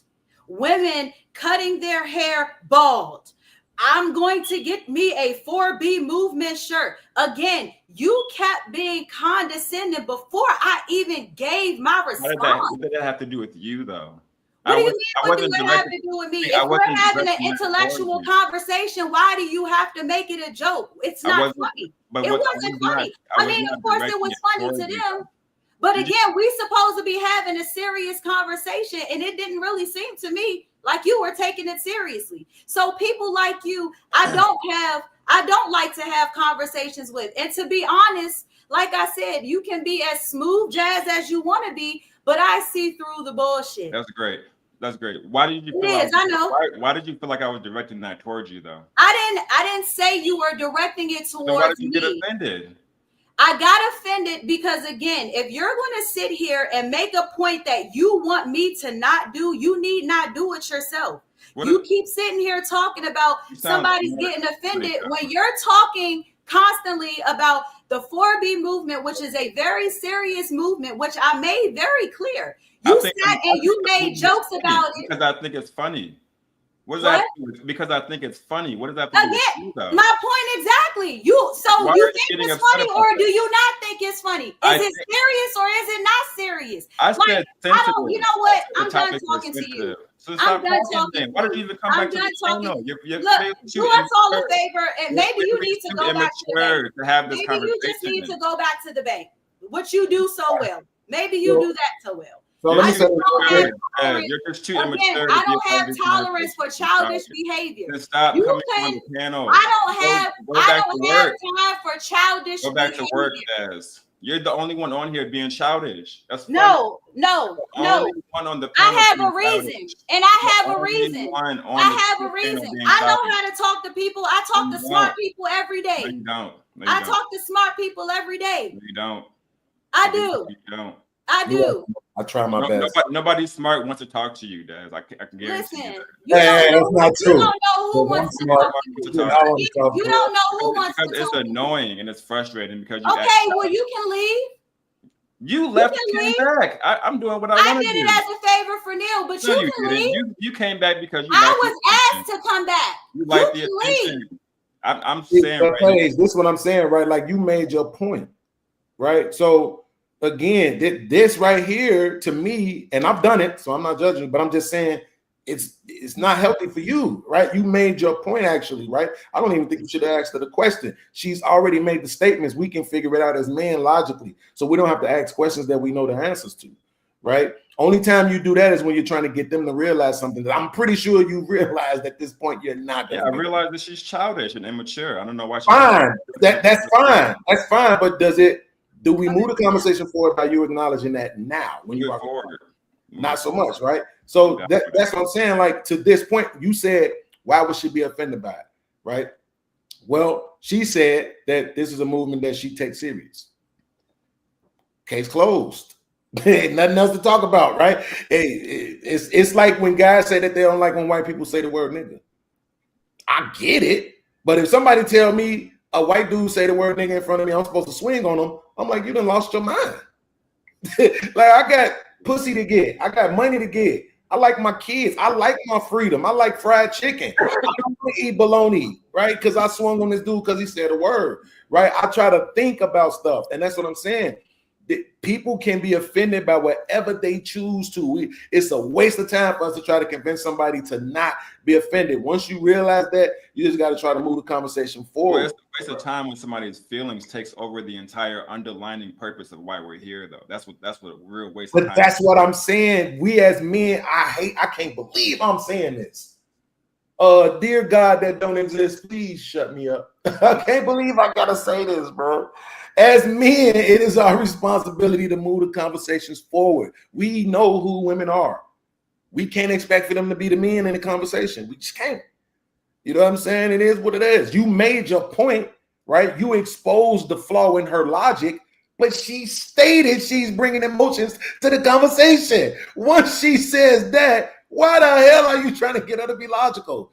She's telling you that ain't what she's doing. So you just got to accept that and move the conversation forward, right? Now, as far as the 4B movement goes, since I didn't get the comment on it, I was just about to ask you that, Beans, before we close out. What's your thoughts, man? Give me a brief synopsis of what your thoughts are about that. Every woman who's partaking in the 4B movement is insane, right? But what's new? Right, like they are insane. That's what they do. So I don't hate those women. It's not affecting me. I don't necessarily care. But you know, I understand for some of these women in these other parts of the world, like they really got some struggles that they really trying to do it. It's kind of like how the feminism movement was here. That wasn't our struggle, but for some reason, our women aligned themselves with the white women who were participating in what I would consider white supremacy's birth child, which was feminism, and when it wasn't even our struggle, right? And I think this is the same thing. Our women don't have those struggles over here, right? In our community, they're literally in power. So I don't understand a black woman being part of a 4B movement. It makes absolutely no sense to me. But at the same time, who am I? As long as they look cute, I don't give a damn. You said that they were regurgitating a bunch of white women? Yes, absolutely. White liberal women. White liberals. Yes, absolutely. All right. Well, this has been one spirited discussion. I think we covered a variety of topics here. Almost on for 4 hours. Good Lord, I think this is the longest stretch I've ever had. Lazy. I know, crazy. But Beans, come on, man. You know, you can outrun this in a motherfucking. And this ain't nothing, man. I didn't saw your live. I think did you do like a 7-hour run one time? Bro, we used to do 12-hour streams every day. 12 hours. Woo! Every day. Y'all think I'm taxing. Every day, yeah, for a long time. Now we don't do that no more. Now we usually go about 7, 8. But hey, I got to do one of those 7s, man, on my day off. Now, yeah, it'd be fun. Also from topic to topic, playing videos, it'd be fun actually. When y'all do 7 to 12 hours, is it constructive conversations or does it get theatrical? It gets theatrical. We're talking about human beings, right? It's listen, as the host of the show and the moderator, it's your job to control it, right? You can't stifle all of it. You have to allow for organic conversations. No way around it, right? People are going to get emotional, especially about topics that they actually care about, right? So you have to allow for it, but then you kind of just know when to get in and say, okay, that's enough, right? Things like that. But you can't stifle it all. If you want to have organic conversations, then you have to allow for people to go back and forth a little bit, right? But like on my panel, if a dude come on my panel, like, and there ain't no women up there, right? And then let's say Dez hit the link. And soon she come up there, one of the dudes go, how much you weigh? When was the last time you was married? How many kids you got? Me? Hey, my man, we'll see you later. Because I already know what you want, and I ain't trying to do that. You see what I'm saying? Right. So that's what I'm like. Yes, I'm theatrical, bro. I get emotional. I get demonstrative. The only difference is because I'm so intelligent and I'm a Taurus that I can stay on topic even while I'm being demonstrative. Right? People don't want to debate me because of that. They know they can't really fuck with me when it comes to this thinking shit. But I understand that when I am being demonstrative, at least 60% of the audience stop listening to me. Des, what's that grimacing look you make? As soon as he said he was a tourist, why you make that face? Oh, I'm just listening. Oh, okay. You know what it is. When is your birthday? May 19th. My mother, stepdad, and daughter are all Tauruses. So I know I'm very familiar with the energy. Yeah. Yeah, I mean, we start well, but we mean well. But to the point though is this though. Look at where we at now. Everybody's still here. Everybody's kind of calm because the show about to end, right? And I'm saying you can get it back to that during the course of the show. If you do 6 or 8 hours, you have time to let it go up, bring it back down. Let it go up, bring it back down. And that keeps the audience involved, to be honest with you. Absolutely. Definitely keeps the engagement going. One thing I will say about Dez, like I said, I don't know if there's anything I mean, some things we agree on. Very few things that we agree upon. But one thing I can say about Dez is she always willing to throw her hat in the ring. Like Dez is always, regardless of what you want to say about her, Yeah. Dez is courageous enough to get in this. She courageous enough to get in the field. And I cannot take that from I just cannot take that from her. Most women they run off, they can't handle it. They block you, they log off. Dez, and she even came back. And I just asked her only because only for you, Neil. Okay, Dad, you want to keep emphasizing that? You want to keep putting me on Front Street? Anyway. I you know what? I appreciate it. I tell you, I appreciate it because, like I said, this gives me the freedom to be able to express myself. I don't think there's anything, and beings, that's one thing I will agree with you on. There is nothing better in this life than freedom. And I'm an Aquarius. So I don't know if you into the signs or not, but as an Aquarius, I'm very pro certain stances. Like how I feel is how I feel. What I know is what I know. And I don't care what anybody say. I'm very much logical first. But as a woman, it's my duty and my job to be passionate. Because if I wasn't, y'all be on here calling me men. So at the end of the day, I can appreciate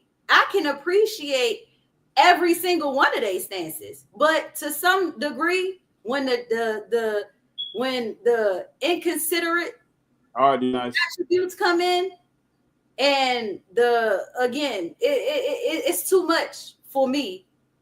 I'm very passionate, so I can appreciate anybody's stance. But when you cross certain lines with me, then you just gonna have to deal with that. But I appreciate the platform, Neil. I appreciate you and your stance. Like I said, we all got our own how we feel about how we feel. And I wish y'all would. One thing I wish y'all would do is stop acting like y'all so logical and there's no emotion involved. Y'all be acting like it's not no emotion involved. And y'all act like, showing emotion is a weakness, which it isn't. It's not a weakness at all. And I think that if more men did show a level of emotion, it would bring a better sense of balance to the conversations. That's bullshit. But you know, No, it's well, no, it's listen, Just want to- listen, it's granted we all, of course, we're human beings, we're emotional, but you know, men are to be just to practice stoicism and to be as emotionally regulated as possible. Okay, because that's the only way we're going to get shit done around this motherfucker. So, unfortunately, we have a more, not only a moral obligation to be logical, but you know, it's encoded in our DNA to orient ourselves in that direction.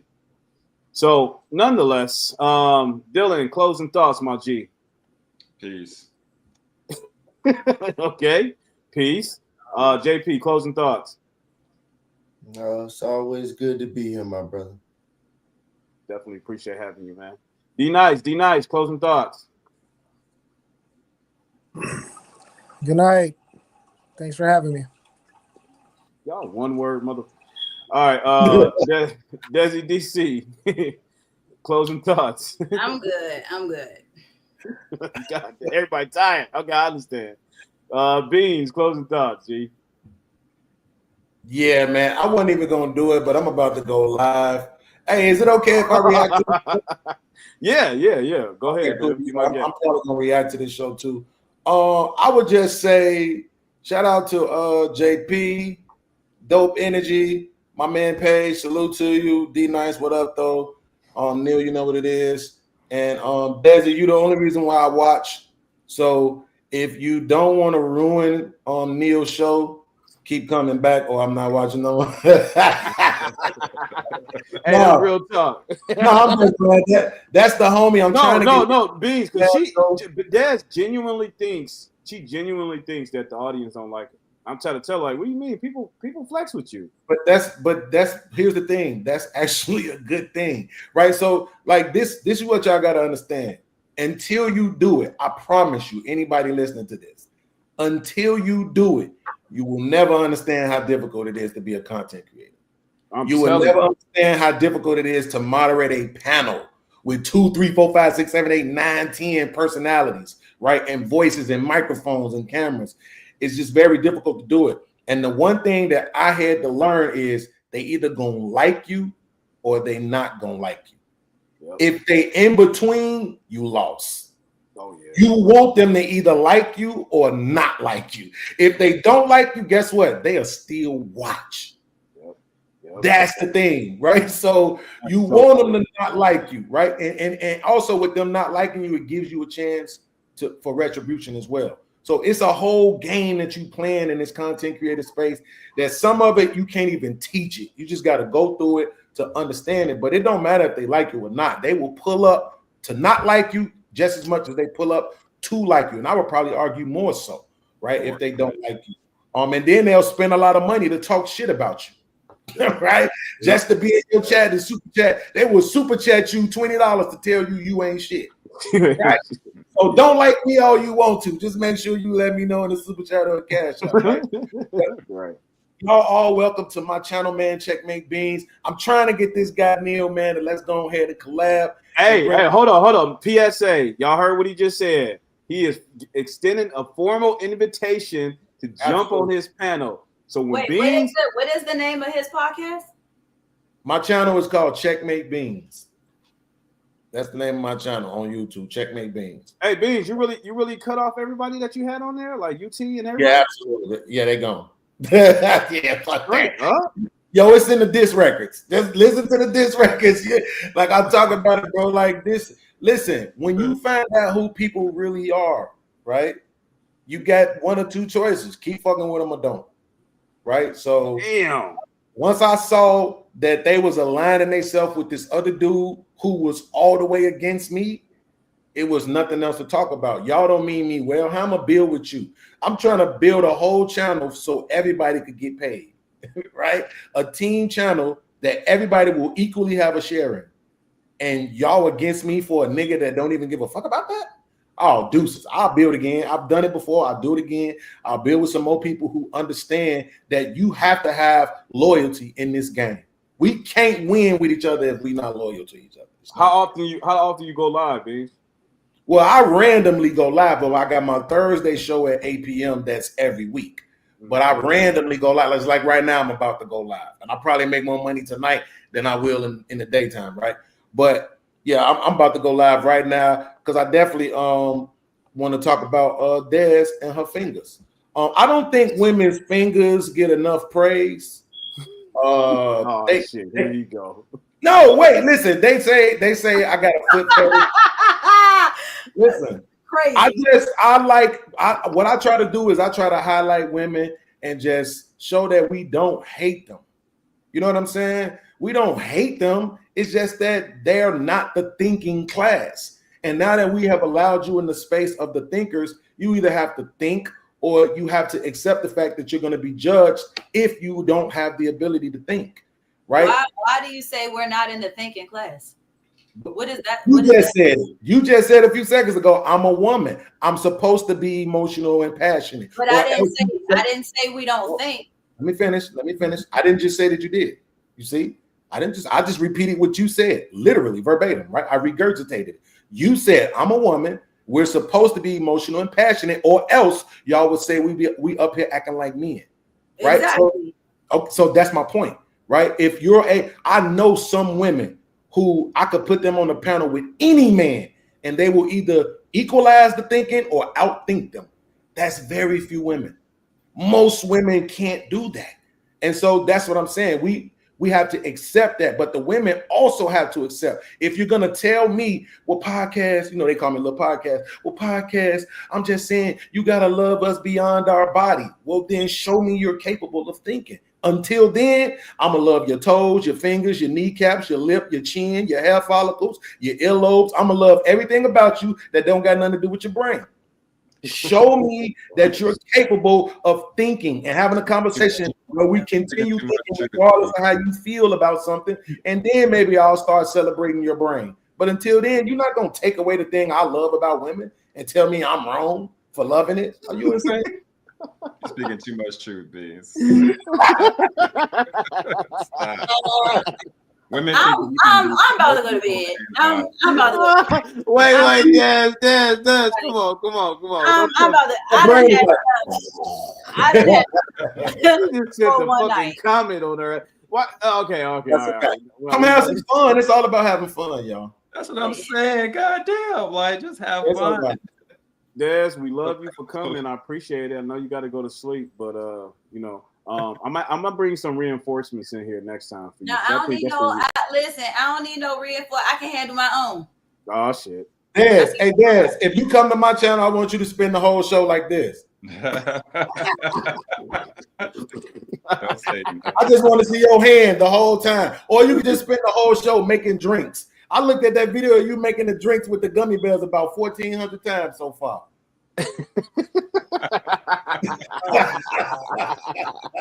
I'm like, damn, look at those fingers, girl. Yeah, bro. Yeah. Done. All right. Listen. All right. You know what I'm gonna say? I'm not playing into that. She's flattered. She's so flattered. I'm not playing into it. Man, listen, we gotta have fun with each other, or it's just gonna be war, y'all. Come on. Hey, I'm out of here, man. I feel that, man. I appreciate y'all. Hey, thank y'all for coming on. Everybody, listen, we'll catch y'all next time. And everybody on whoever's still in the chat, the last little 2 people in the chat. Appreciate y'all for watching. I know it's been a long one, a little stretch, but yeah, appreciate y'all, and I'll see y'all next time around. Let me go ahead and hit this thing. The chain. Peace.